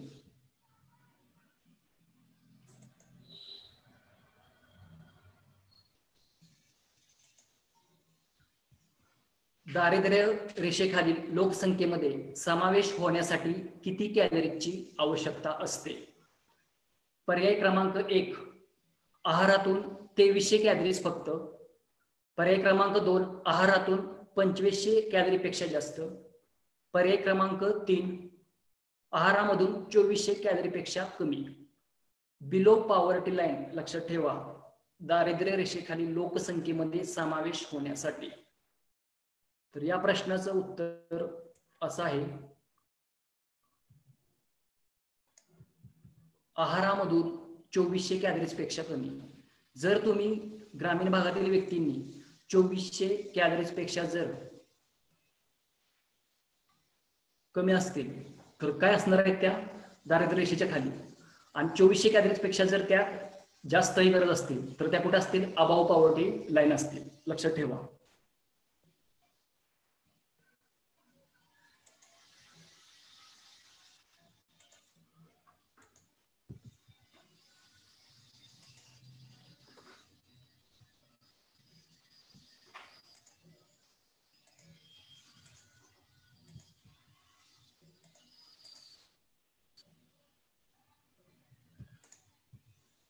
त्याच्यानंतर आहे विविध निर्देशांक. निर्देशांकाचा जर विचार केला तर याच्यामध्ये खूप महत्वाचे असे निर्देशांक आहेत. HDI असेल, MPI असेल, GI असेल आणि GHI असेल. मानव विकास निर्देशांक, याच्यामध्ये एक गोष्ट लक्षात ठेवा की मानव विकास निर्देशांक हे पुस्तकामध्ये आपल्याला माहित असतं, पण करंटमध्ये याच्यामध्ये खूप बदल झालेले आहेत. मानव विकास निर्देशांक हा युनायटेड नेशन डेव्हलपमेंट प्रोग्राम यांच्या मार्फत काढला जातो. 1990 पासून हा निर्देशांक काउंट केला जातो. याचे जनक म्हणून महबूब उलग यांना संबोधलं जातं. महबूब उलग व डॉक्टर अमर्त्य सेन यांनी हा निर्देशांक काढायला सुरुवात केलेली होती, मानव विकास निर्देशांक. रिसेंटली मानव विकास निर्देशांकामध्ये भारताचा सध्या क्रमांक 129 नंबरला आता भारत आहे 189 देशामध्ये. तर आयोग असा प्रश्न विचारते की पहिले 5 देश की ज्यांचा मानव विकास निर्देशांक आहे जास्त आहे. मग पहिले 5 देश कोणते? नॉर्वे असेल, त्याच्यानंतर असेल स्वित्झर्लंड असेल, आयर्लंड असेल, जर्मनी असेल आणि हाँगकाँग असेल. हे पहिले 5 देश आहेत यांचा मानव विकास निर्देशांक काय असतो, HDI यांचा जास्त असतो. म्हणजे HDI यांचा जास्त आहे. तर 189 क्रमांकाचा देश कुठला आहे? नायजर. आलं का लक्षात? भारत मागील वर्षी 130 नंबरला होता भारत. आता किती आहे? 129 नंबरला भारताचा क्रमांक आहे. लक्षात ठेवा. मानव विकास निर्देशांक मोजताना 3 मापक विचारात घेतली जातात: आरोग्य, शिक्षण आणि राहणीमान. लक्षात ठेवा, ह्याच्यावर आयोगाने प्रश्न विचारलेला आहे. तो प्रश्न मी तुम्हाला दाखवतो. आरोग्य, शिक्षण आणि राहणीमान या 3 गोष्टींचा रेफरन्स राहून मानव विकास निर्देशांक काउंट केला जातो. लक्षात ठेवा. याचे जनक असतील, या निर्देशांकाची सुरुवात असेल किंवा हा निर्देशांक कधीपासून काउंट केला जातो, मागील वर्ष असेल किंवा आत्ताचा क्रमांक असेल, तर आत्ता भारत 129 नंबरला आहे. लक्षात ठेवा. हे आपल्याला करंट मध्ये माहित आहे 129 नंबरला. पण हा प्रश्न लक्षात घ्या, मानव विकास निर्देशांक विकासासंबंधी खालील सरासरी प्राप्ती मूलभूत बाबी निर्देशकाचे मोजमाप करण्यासाठी कोणत्या बाबी विचारात घेतल्या जातात? तर या प्रश्नाचं उत्तर काय आहे? सरासरी आयुर्मानावर आधारित दीर्घ आणि सदृढ जीवन. पर्याय क्रमांक 2 म्हणजे ब, साक्षरतेवर आधारित ज्ञान असेल. तिसरा असेल राहणीमानाचा चांगला दर्जा. आता पर्यायी उत्तरांचा जर विचार केला तर या प्रश्नाचं उत्तर साधं आणि सरळ आहे. ह्याच्यामध्ये आरोग्य आलं, शिक्षण आलं आणि तुमचं राहणीमान आलं. तर या प्रश्नाचं उत्तर काय आहे? पर्याय क्रमांक 4 अ, ब आणि क.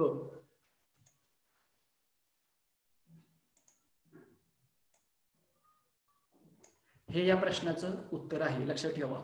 मानव विकास निर्देशांक हा राज्यसेवा मुख्य परीक्षा आणि एसटीए मुख्य परीक्षेला याच्यावर खूप सारे क्वेश्चन आयोगाने विचारलेले आहेत. लक्षात ठेवा. भारताचा नंबर हा आत्ताचा 129 नंबरला भारत आहे आणि हा निर्देशांक 0 ते 1% काउंट केला जातो. लक्षात ठेवा. 0 ते 100% नाही, 0 ते 1% हा निर्देशांक काउंट केला जातो आणि भारताचा आत्ता 0.647 एवढा हे आहे. लक्षात ठेवायचं. किती टक्केवारी आहे भारताची? 0.647. म्हणजेच भारत देश हा मध्यम मानव विकास निर्देशांकामध्ये भारत येतो. लक्षात ठेवा. मानव विकास निर्देशांक.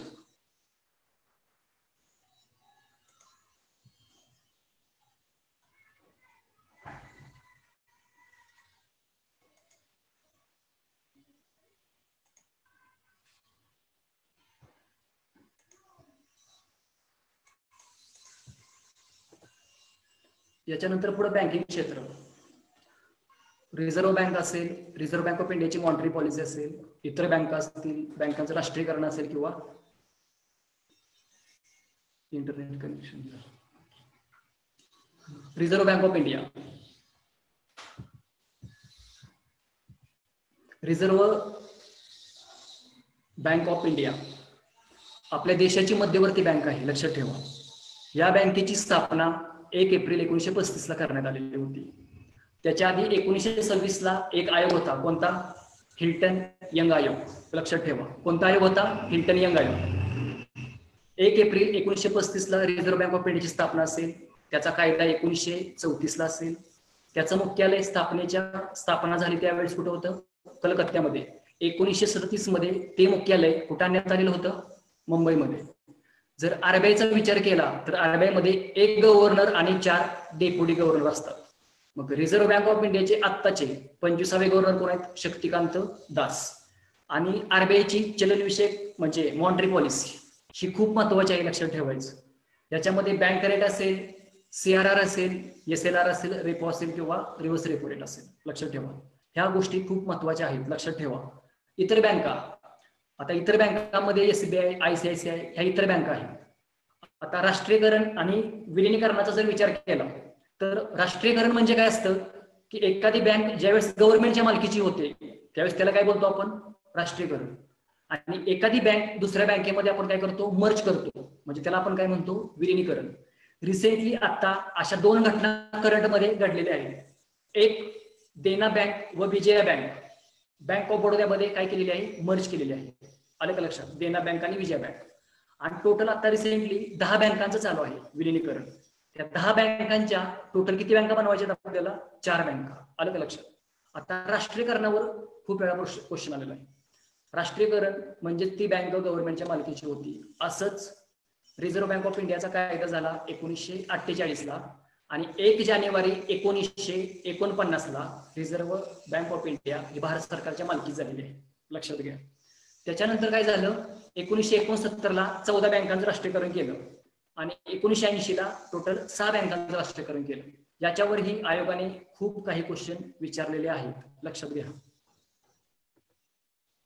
मग आयोगाने याच्यावर खूप साधा आणि सिंपल क्वेश्चन विचारला. खालील विधाने विचारात घ्या की रिझर्व्ह बँक ऑफ इंडियाची स्थापना 1 एप्रिल 1935 रोजी झाली. रिझर्व्ह बँक ऑफ इंडियाचं राष्ट्रीयकरण 1950 मध्ये झालं. रिझर्व्ह बँक ऑफ इंडिया म्हणजेच भारत सरकारच्या वित्त मंत्रालयाकडून 1 रुपयाची नोट आणि सर्व परिणाम नाणी जारी केली जातात. पण इथं काय विचारलेलं आहे हो तुम्हाला? असत्य विधान.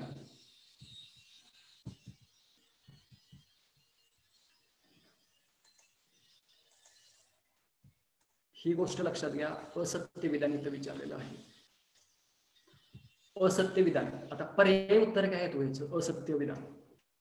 असत्य विधान कोणतं आहे याच्यातील? पर्यायी उत्तर आहेत. पर्याय पहिला आहे अ आणि ब. पर्याय दुसरा आहे ब आणि क. पर्याय तिसरा आहे फक्त क. पर्याय चौथा आहे फक्त ब. रिझर्व्ह बँक ऑफ इंडियाची स्थापना 1 एप्रिल 1935 हे विधान बरोबर आहे. रिझर्व्ह बँक ऑफ इंडियाचं राष्ट्रीयकरण 1950 नसून 1 जानेवारी 1949 आहे. त्याच्यामुळे पर्याय क्रमांक ब हे विधान काय आहे? चुकीचं आहे. आणि क, भारत सरकारच्या वित्त मंत्रालयाकडून 1 रुपयाची नोट आणि सर्व परिणाम नाणी जारी केली जातात, हे विधान पण काय आहे? बरोबर आहे. 1 रुपयाची नोट हे वित्त मंत्रालयाकडून छापली जाते, लक्षात ठेवा. सर स्लाइड दिसत नाही. स्लाइड. असत्य विधान आहे फक्त ब हे त्याचं उत्तर आहे. म्हणजे एवढे सिंपल क्वेश्चन आहे विचारते, लक्षात ठेवा. फक्त एक गोष्ट लक्षात ठेवा, हे सर्व तुम्हाला माहिती आहे, ही ते फक्त गडबड करू नका की वरील पैकी कोणती विधाने असत्य आहेत. आता गडबडीमध्ये आपण याचं उत्तर चुकवतो. हे विधान आहे का, म्हणजे चुकीचं विधान तुम्हाला इथं निवडायचं आहे. तर चुकीचं विधान कोणतं आहे याच्यातील?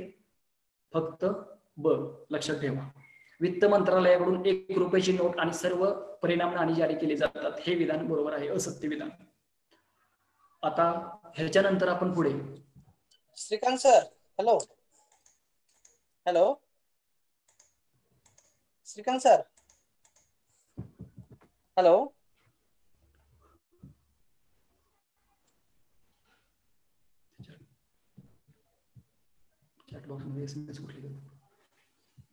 स्लाइड दिसत नाही सर. श्रीकांत सर, याच्यानंतर पुढे आपण भारताचा आंतरराष्ट्रीय व्यापार असेल, व्यापार तोल असेल, व्यवहार तोल असेल, आयात निर्यात असेल,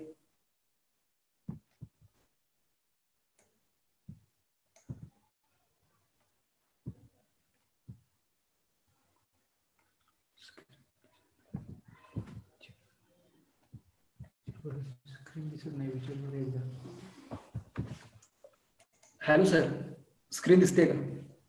हा सर, स्क्रीन नाही दिसत. हॅलो, बँकिंग पासूनच्या स्क्रीन दिसत नाहीये. हॅलो, हा आवाज येतो का माझा? हॅलो,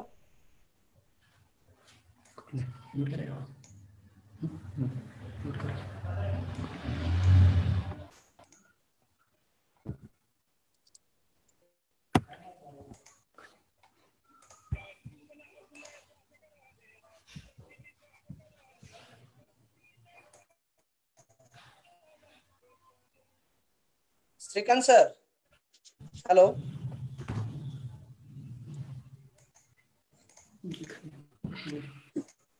हॅलो,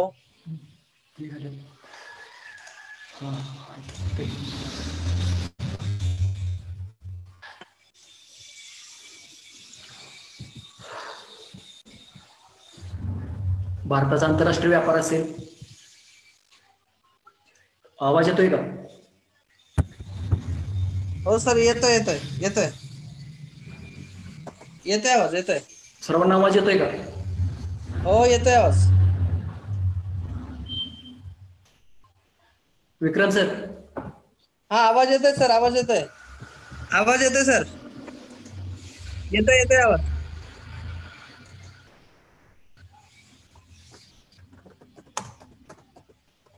हॅलो,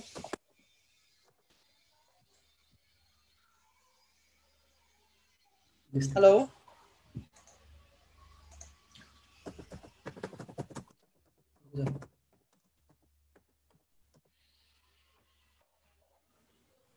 हो सर, स्क्रीन दिसते, आवाज पण येतोय.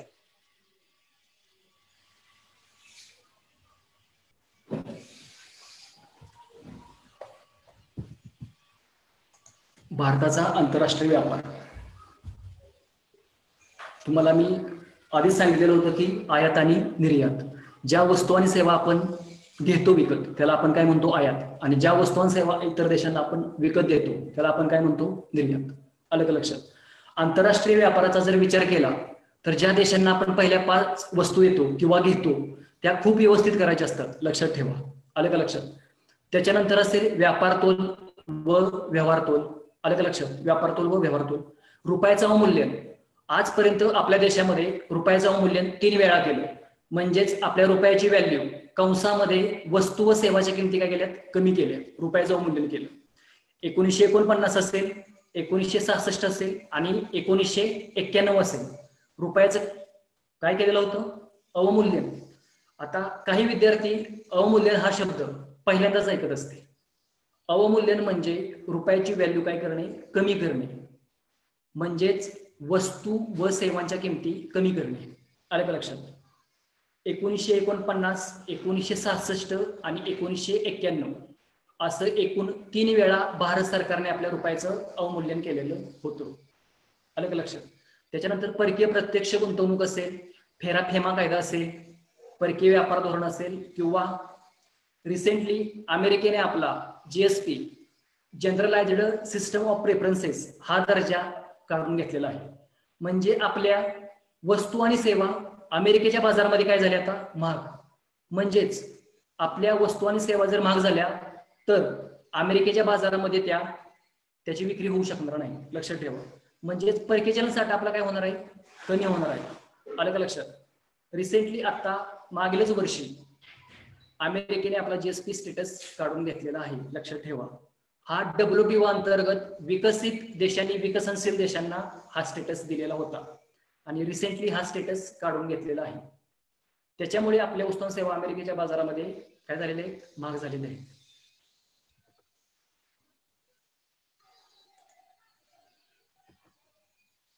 त्याच्यानंतर असेल अर्थसंकल्प. अर्थसंकल्प, अर्थ व त्याचे प्रकार असतील, विविध त्रुटीच्या संकल्पना असतील. आता अर्थसंकल्प म्हणजे काय हो. अर्थसंकल्प तयार करताना गव्हर्नमेंट 3 गोष्टींचा विचार करतं. मागील वर्ष, चालू वर्ष आणि पुढील वर्ष. अर्थसंकल्पामध्ये या 3 गोष्टींचा विचार केला जातो. पूर्वी अर्थसंकल्पाचा आता ह्या आर्थिक एका वर्षासाठी मांडलं जातं 1 एप्रिल ते 31 मार्च. आलं का लक्षात. ह्या वर्षासाठी अर्थसंकल्प मांडला जातो. पूर्वी अर्थसंकल्प फेब्रुवारीच्या लास्ट वीक मध्ये मांडला जायचा, तोच अर्थसंकल्प आता 1 फेब्रुवारीला मांडला जातो. आलं का लक्षात. 1 फेब्रुवारीला आपल्या देशाचं बजेट सादर केलं जातं. आत्ताच रिसेंटली तुम्हाला मी मागे सांगितलं की निर्मला सीतारामन यांनी म्हणजेच एक डिक्लेअर केलं की 20 लाख कोटीचं पॅकेज जाहीर केलं. त्याचा प्रत्यक्ष अप्रत्यक्ष लाभ MSME याच्यावर जास्त फोकस केलेला आहे, मायक्रो उद्योगांवर. की त्यांनी काय सांगितलेलं आहे की छोटे उद्योग हे यांच्यामध्ये कर्ज बुडवाचं प्रमाण काय असतं कमी असतं, त्याच्यामुळे यांना जास्त पॅकेज काय केलेले आता जाहीर केलेलं आहे. आलं का लक्षात. अर्थसंकल्पाचा प्रकार जर विचार केले प्रकाराचे तर 3 प्रकार आहेत. शिल्कीचे, तुटीचे आणि तिसरं कुठलं आहे शिल्कीचे, तुटीचे आणि समतोल. पण आपल्या देशामध्ये कुठलं बजेट मांडलं जातं तुटीचं. आलं का लक्षात. म्हणजे जमेपेक्षा आपलं भारत सरकार खर्च काय करतं जास्त करतं. आलं का लक्षात. ही गोष्ट एक तुम्ही काय करा लक्षात ठेवा. त्याच्यानंतर पुढे कर संरचना टॉपिक असेल, प्रत्यक्ष कर असेल, अप्रत्यक्ष कर असेल. आयोगाचा प्रश्न असतो की खालीलपैकी प्रत्यक्ष कर कोणते, अप्रत्यक्ष कर कोणते, किंवा GST ह्याच्यावर आयोगाने खूप वेळा प्रश्न विचारलेला आहे. वस्तू व सेवा कर. वस्तू व सेवा कराचा जर विचार केला तर 101 घटना दुरुस्ती, लक्षात ठेवा 101 नंबरची, ह्याच्यावर आयोगाने एकदा प्रश्न विचारलेला होता. त्याच्यानंतर 2004ला ह्याच्यासाठी डॉक्टर विजय केळकर समिती होती, वस्तू व सेवा कर लावावा. म्हणजेच वस्तू व सेवावर सेपरेट टॅक्स न आकारता काय करणे एकत्रित कर आकारणे, त्यालाच आपण काय म्हणतो वस्तू व सेवा कर. आलं का लक्षात. त्याच्यानंतर वित्त आयोग. आता वित्त आयोग म्हणजे काय की आपण सर्व राज्यांचा जो टॅक्स कलेक्ट होतो तो राज्य काय करत असतं, म्हणजे वित्त आयोग प्रत्येक राज्याला डिवाइड करत असतं. आता वित्त आयोगाचा जर विचार केला तर भारतीय घटनेचं कलम कोणतं आहे 280.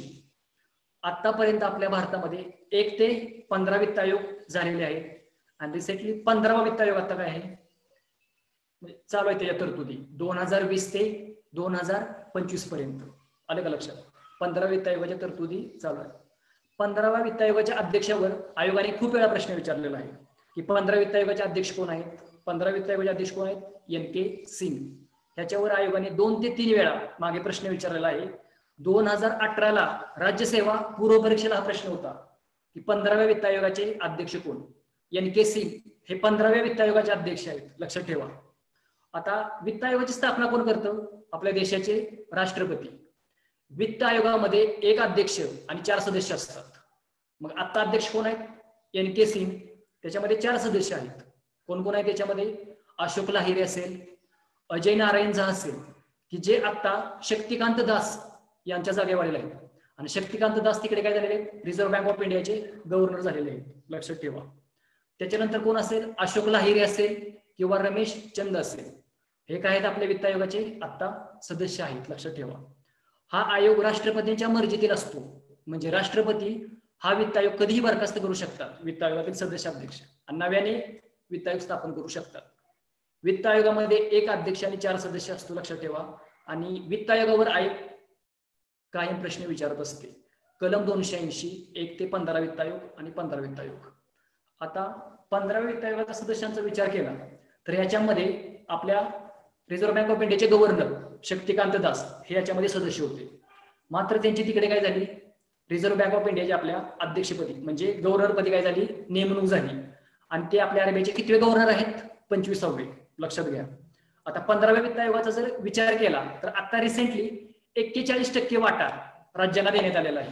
किती टक्के वाटा? 41%. आता मागील वर्षी 42% दिलेला, मग ह्या वर्षी 41% का? तर आता मध्यंतरी जम्मू काश्मीर आणि लडाख हे काय केलेले आहेत? केंद्रशासित प्रदेश म्हणून घोषित केलेले आहेत. आणि वित्त आयोगाचा जर विचार केला तर वित्त आयोग काय करते? राज्यांना उत्पन्न वाटून देते. आता टॅक्सचा जर विचार केला तर ह्याचा वित्त आयोगाचा जर विचार केला तर वित्त आयोग काय करते की ज्या राज्याचं उत्पन्न काय आहे? कमी आहे, म्हणजे राजकोषीय तूट जास्त आहे, लोकसंख्या जास्त आहे, पर्यावरण असेल म्हणजे वनछादित प्रदेश किती आहे, ह्या गोष्टीचा त्याच्यानंतर डिवाइड करतो उत्पन्न. आलं का लक्षात? मग याच्यात सर्वात जास्त वाटा हा युपीला दिला जातो आणि तो आता किती दिला आहे? 7.35%. 7.35% वाटा हा आता युपीला दिलेला आहे. तर सर्वात कमी वाटा हा सिक्कीमला दिलेला आहे. आता मी सांगितलं इंडिकेटर्स काय लावतं? लोकसंख्या 0.16% वाटा हा सिक्कीमला दिलेला आहे. आलं का लक्षात? आता हे तुमच्या लक्षात आलं असेल की सर्वात जास्त टॅक्सचं कलेक्शन महाराष्ट्र राज्यातून होतं, पण वाटा जास्त कोणाला दिला गेलेला आहे? युपीला. उत्तर प्रदेशला जास्त वाटा दिला गेलेला आहे, लक्षात घ्या. इथपर्यंत तुम्हाला समजलं असेल. याच्यानंतर पुढे आर्थिक सुधारणा 1991च्या खाजगीकरण, जागतिकीकरण, उदारीकरण याच्यावर कायम प्रश्न येतो, ह्याचा व्यवस्थितरित्या अभ्यास करा. ह्याच्यानंतर असतील आंतरराष्ट्रीय संघटना, आशियान असेल, सार्क असेल, ओपेक असेल. आता ओपेकचा आपण थोडा विचार करूया.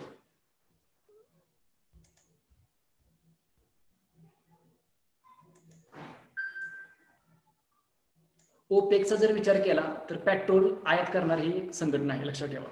रिसेंटलीच आता या संघटनेमधून एक देश एक्झिट झालेला आहे आणि तो आहे इक्वेडोर, लक्षात ठेवा.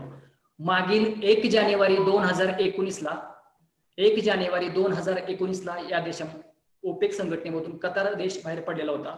तर आता रिसेंटली 1 जानेवारी 2020ला इक्वेडोर हा देश याच्यातून बाहेर पडलेला आहे, लक्षात ठेवा. ओपेक संघटना. ओपेक संघटनेची स्थापना काय आहे? 1960. आता एक लक्षात घ्या, आंतरराष्ट्रीय संघटनेचा अभ्यास नेमका कोणत्या परीक्षेला करायचा? एक गोष्ट लक्षात घ्या, रिसेंटली म्हणजे चालू घडामोडीचा जर विचार केला, चालू आर्थिक घडामोडीचा, तर याच्यामध्ये एक गोष्ट करा की राज्यसेवा पूर्व परीक्षा असेल. राज्यसेवा मुख्य परीक्षेला खूप क्वेश्चन विचारले जातात. याच्यामध्ये WTO असेल, ओपेक, आशियान असेल, ऍपेक असेल, युरोपियन युनियन असेल, ब्रिक्स असेल किंवा बिमस्टेक असेल, याच्यावर आयोग खूप क्वेश्चन विचारते. त्याच्यानंतर काय असेल? STI मेन्स परीक्षा. STI मेन्सलाही आंतरराष्ट्रीय संघटना हा टॉपिक व्यवस्थित अभ्यासा. मेन्सला ह्या टॉपिकवर जास्त फोकस केलं नाही तरी चालेल, लक्षात ठेवा. पण मेन्सला ह्याचा प्रत्येक टॉपिकचा ह्याच्यामध्ये तुम्ही अभ्यास केला पाहिजे. पूर्व परीक्षेला ह्याच्यावर जास्त फोकस करू नका. पण राज्यसेवा पूर्व परीक्षा असेल राज्यसेवा मुख्य परीक्षा असेल आणि STI मुख्य परीक्षा असेल. याला खूप तुम्हाला अभ्यास करावा लागेल. आंतरराष्ट्रीय संघटना आशियान असेल, ओपेक असेल, ॲपेक असेल, युरोपियन युनियन असेल, ब्रिक्स असेल, बिम्स्टेक असेल. ओपेक मधून खूप देश बाहेर पडतायत, लक्षात ठेवायचं, खूप कालावधीपासून. कारण याच्यामध्ये खूप मोठ्या निर्बंध लावले जातात आंतरराष्ट्रीय संघटना म्हणजे ओपेक संघटनेवर. नुकताच आता इक्वेडोर हा देश बाहेर पडलेला आहे. मागच्या वर्षी कतार हा देश बाहेर पडलेला होता.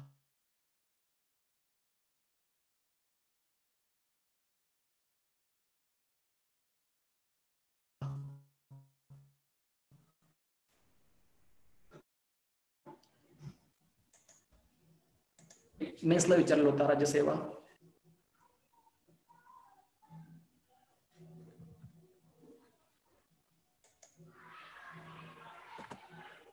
खालीलपैकी कोणता देश सार्कचा भाग नाही?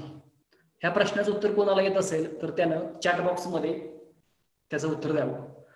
एक असेल अफगाणिस्तान, नेपाळ असेल, इस्रायल असेल आणि पाकिस्तान असेल. हे 4 देश आहेत, लक्षात ठेवा. खालीलपैकी कोणता देश हा सार्क संघटनेचा भाग नाही? तर याचं खूप सोपं उत्तर आहे.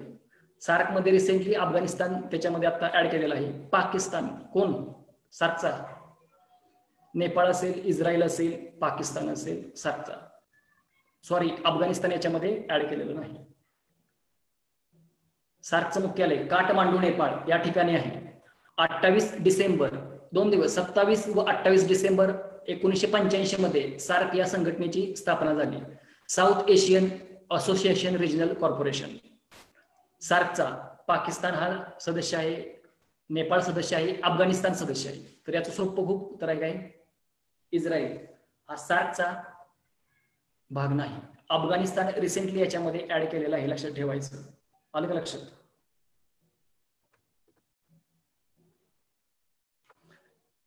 याच्यानंतर वर्ल्ड बँक असेल, IMF असेल, ग्रुप 7 असेल आणि ग्रुप 20.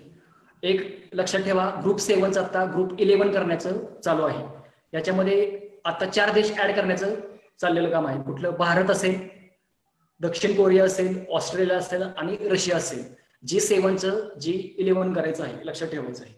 ह्याच्यामध्ये एक गोष्ट लक्षात ठेवा की युरोपियन देशातील काही राष्ट्रांनी याला विरोध केलेला आहे की रशियाला G7 मध्ये सहभाग करून घेऊ नका. G7 ची स्थापना ही 1975 मध्ये झाली. त्यावेळेस त्याचं G6 नाव होतं. 1976 मध्ये त्याच्यामध्ये कॅनडा सहभाग झाला आणि G7 असं नाव त्याचं पडलं. आणि 1996-97 मध्ये रशियाचा सहभाग झाला. आणि 2013-14 युक्रेन असेल, क्रिमिया असेल, युक्रेन व क्रिमियाच्या वादावरून रशियाला या संघटनेमधून एक्झिट केलं. आणि आता रिसेंटली की कोरोना इफेक्ट याच्यामुळे G7 मध्ये ऍड करण्यात चालू आहे. दुसरं D10 किंवा D11 म्हणजे डेमोक्रेसी, की चायनाच्या विरोधात G5 याच्या विरोधात हा ग्रुप आत्ताच युरोपियन देशाने याच्यामध्ये काय केलेलं आहे की ह्याच्यामध्ये D10 ग्रुप स्थापन करण्याचं ठरवलेलं आहे. याच्यामध्ये भारताचाही काही सहभागी आहे.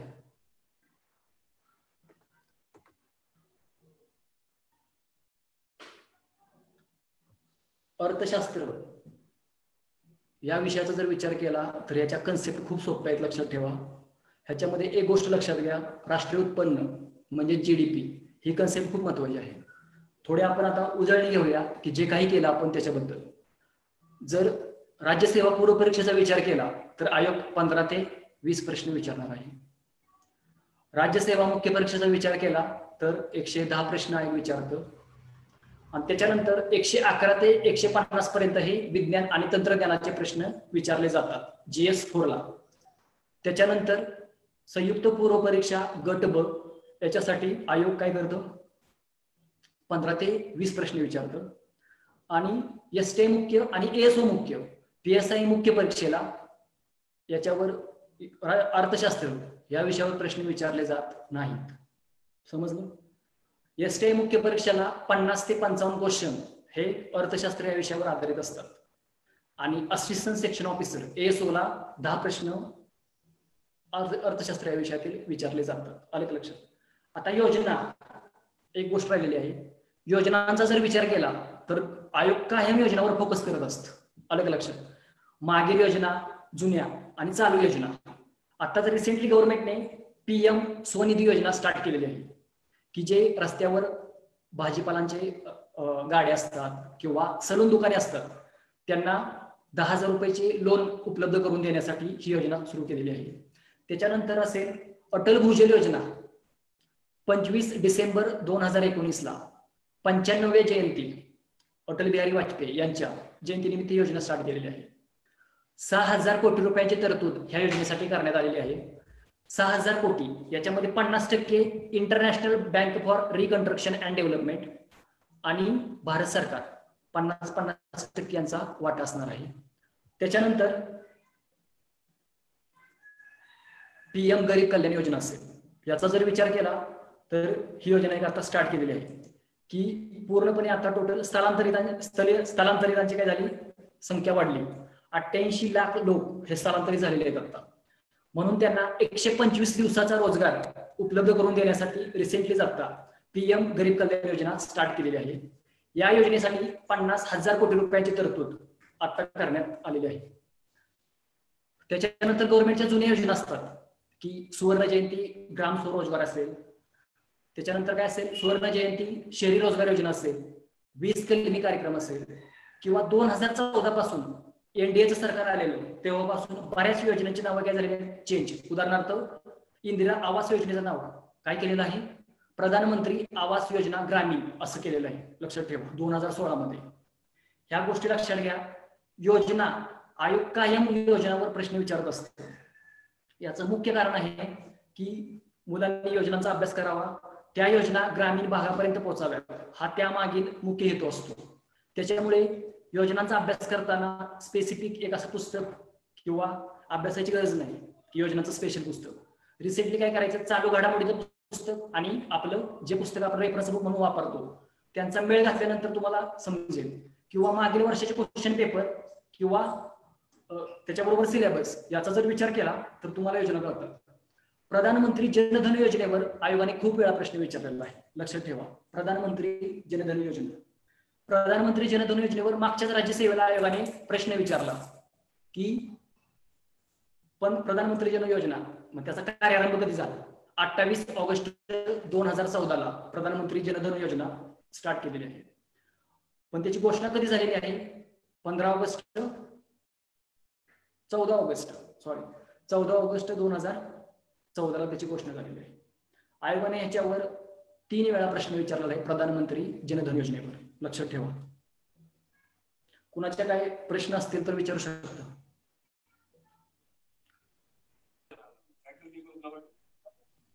कोणाचे प्रश्न असतील तर आपण चॅट बॉक्स मध्ये मेसेज करून विचारा.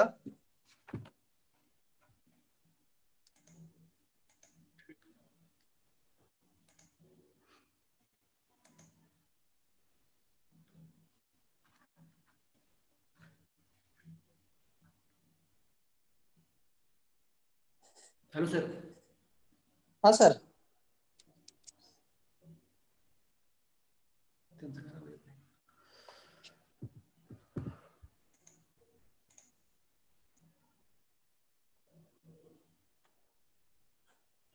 सर बँकिंगच्या एक्झाम मध्ये सेबीवर प्रश्न असतात का त्याच्याबद्दल थोडस बोला म्हणतात मुलं.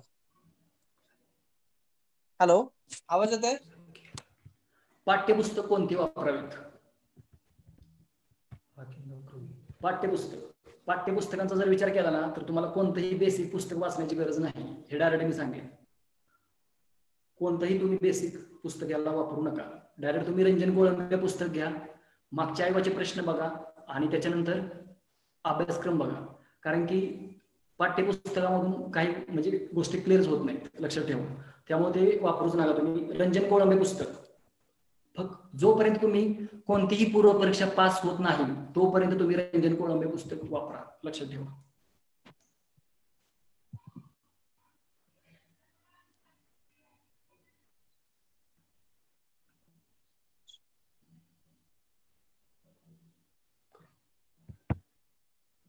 बँकिंग एक्झाम साठी बँकिंग एक्झाम मध्ये सेबीवर क्वेश्चन असतात.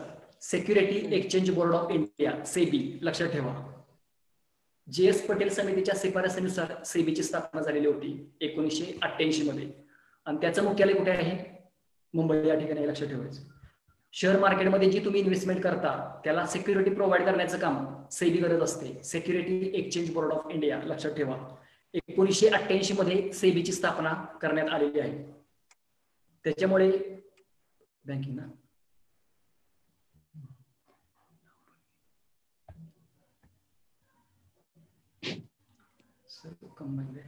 कंबाईनच्या क्वेश्चन पेपर 2015 ते 2019 हे जरी क्वेश्चन पाहिले तरी खूप झाले, लक्षात ठेवा. आणि एक लक्षात घ्या, इकॉनॉमिक्स मध्ये खूप सिलेक्टिव्ह अभ्यास आहे, लक्षात ठेवा, पण मार्क्स जास्त आहेत, लक्षात घ्या. खूप सिलेक्टिव्ह तुम्हाला अभ्यास करावा लागतो. आणि आयोगाने तेच टॉपिक आणि तेच क्वेश्चन फिरून फक्त विचारले जातात. नवीन याच्यामध्ये काही नाही. नवीन फक्त काय असते याच्यामध्ये, चालू आर्थिक घडामोडी याच्यावरच आयोग प्रश्न विचारते. 2015 ते 2019 हे क्वेश्चन पेपर तुम्ही बघा, त्याच्यानंतर तुम्हाला समजेल की आयोगाचे प्रश्न रिपीट किती वेळा झालेले आहेत. दारिद्र्य टॉपिक असेल, सहस्त्र विकास लक्ष्य असतील, शाश्वत विकास लक्ष्य असतील, याच्यावर आयोगाने खूप वेळा प्रश्न विचारलेला आहे. वित्त आयोगाचा सदस्य, वित्त आयोग भारतीय घटनेच्या 280 कलमानुसार वित्त आयोगाची स्थापना केली जाते.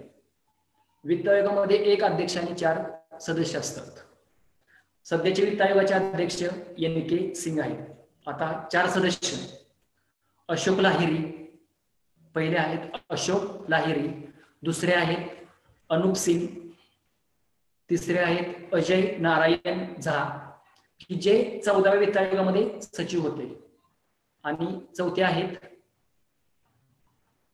रमेश चंद,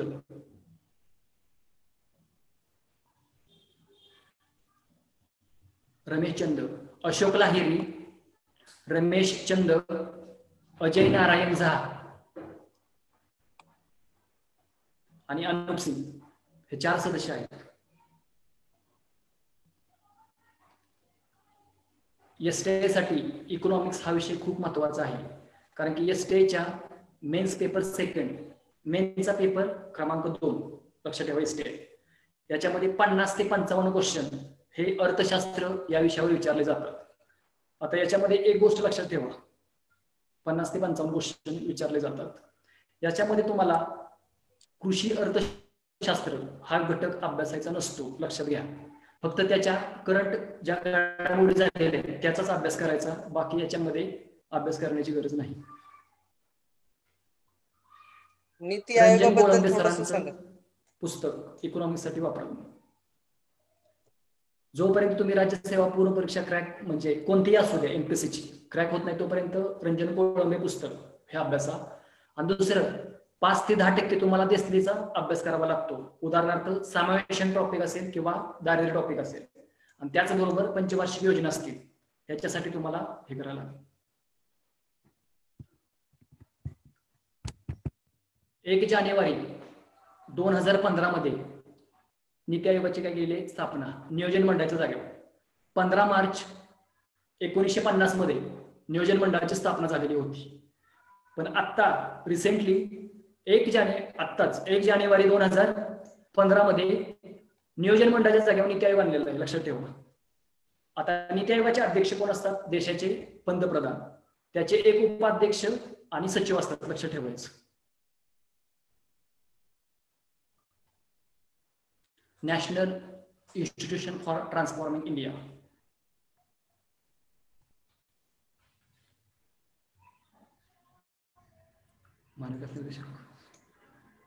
मानव विकास निर्देशांक, युनायटेड नेशन डेव्हलपमेंट प्रोग्राम यांच्या मार्फत 1990 पासून काम केला जातो. याचे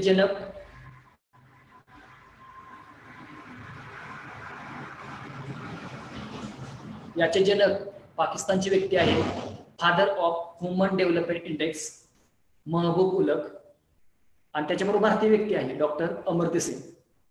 मानव विकास निर्देशांकाचा विचार केला तर फक्त करंट मध्ये अभ्यास करावा लागतोच, पण मागच्या वर्षी भारताचा क्रमांक किती होता याचाही तुम्हाला अभ्यास करावा लागतो. मानव विकास निर्देशांकाचा जर विचार केला तर आता रिसेंटली भारताचा 129, भारत 129 नंबरला आता भारत आहे. 129 नंबरला भारत आहे 189 देशामध्ये. मग आयोगाचा प्रश्न असतो की 2018 नुसार मानव विकास निर्देशांक, त्याच्यानुसार पहिले 5 देश चढत्या किंवा उतरत्या क्रमाने सांगा. पहिला देश कोणता आहे? नॉर्वे. खूप वर्ष झालं नॉर्वे हा देश 1 नंबरला आहे. त्याच्यानंतर नॉर्वे असेल, 2 नंबरला स्वित्झर्लंड, 3 नंबरला आयर्लंड, 4 नंबरला जर्मनी आणि 5 नंबरला हाँगकाँग. असे पहिले 5 देश आहेत. आणि 189 देशात म्हणजेच 189वा देश आहे नायजर. हे लक्षात घ्या. ह्याच्यामध्ये 3 इंडिकेटर्स वापरले जातात मानव विकास निर्देशांक मोजताना: आरोग्य, शिक्षण आणि राहणीमान. ह्याच्यावर आयोग कायम प्रश्न विचारते की मानव विकास निर्देशांक मोजताना खालीलपैकी कोणकोणते इंडिकेटर्स यूज केले जातात. आरोग्य, शिक्षण आणि राहणीमान या 3 गोष्टींचा विचार केला जातो.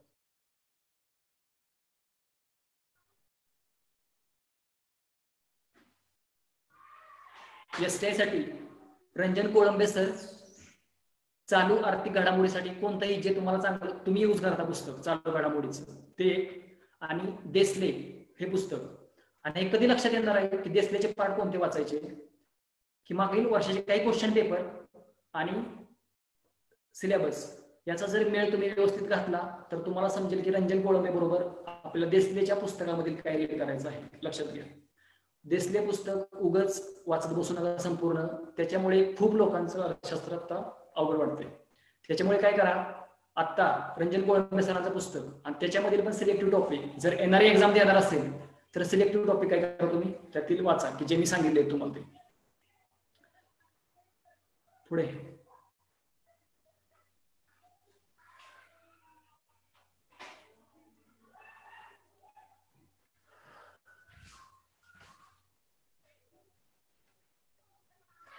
कोणाचे काय प्रश्न असतील तर आपण चॅट बॉक्स मध्ये विचारावेत. सर आवाज येतोय माझा तुम्हाला? हॅलो श्रीकांत सर, आवाज येतोय? Hello Vikram sir. हा श्रीकांत सर, आवाज येतोय का? हॅलो, आवाज येतोय सर तुम्हाला माझा?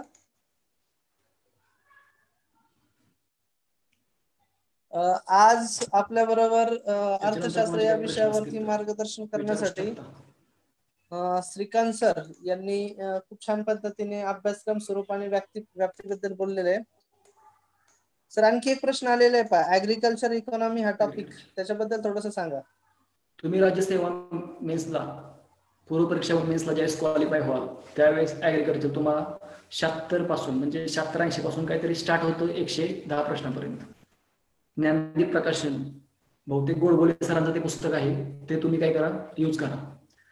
याच्यामध्ये तुम्हाला आधारभूत किमती असतील पिकांच्या, ह्या बऱ्याच गोष्टी म्हणजे याच्यामध्ये तुम्हाला कराव्या लागतील, लक्षात ठेवायचं.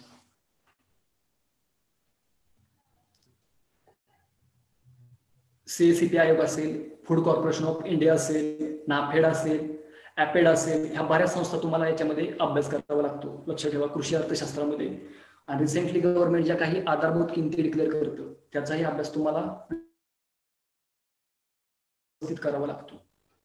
GSP generalised system of preferences, GSPचा जर विचार केला तर त्याच्यामध्ये रिसेंटली अमेरिकेने आपला तो दर्जा काढून घेतलेला आहे की जो अमेरिकेने आपल्याला 1976 मध्ये दिलेला होता. 1976 मध्ये तो दर्जा काढून घेतला.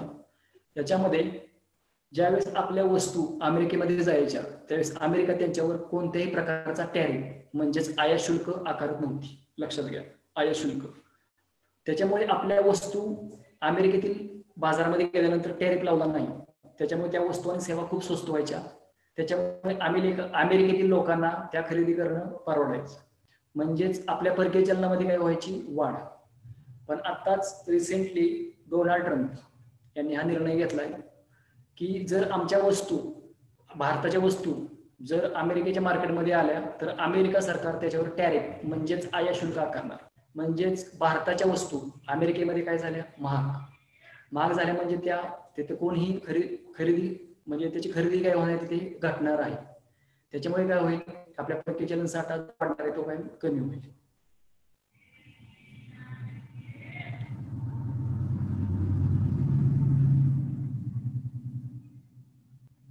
हॅलो सर, आवाज येतोय सर तुम्हाला? आवाज? Hello Shrikant sir, hello hello Shrikant sir, आवाज येतोय? हॅलो, आवाज येतोय श्रीकांत सर?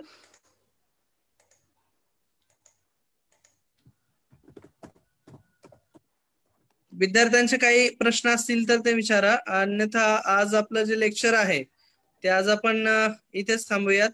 श्रीकांत सरांनी खूप छान पद्धतीने आपल्याला प्रश्न विचारलेले आहेत. सॉरी, प्रश्नांचं जे काही मार्गदर्शन आहे ते केलेलं आहे. अर्थशास्त्र या विषयाबद्दल त्यांनी खूप सखोलपणे माहिती दिलेली आपणास. आणखी काय कोणाचे प्रश्न असतील तर ते विचारा, अन्यथा आपण थांबूयात.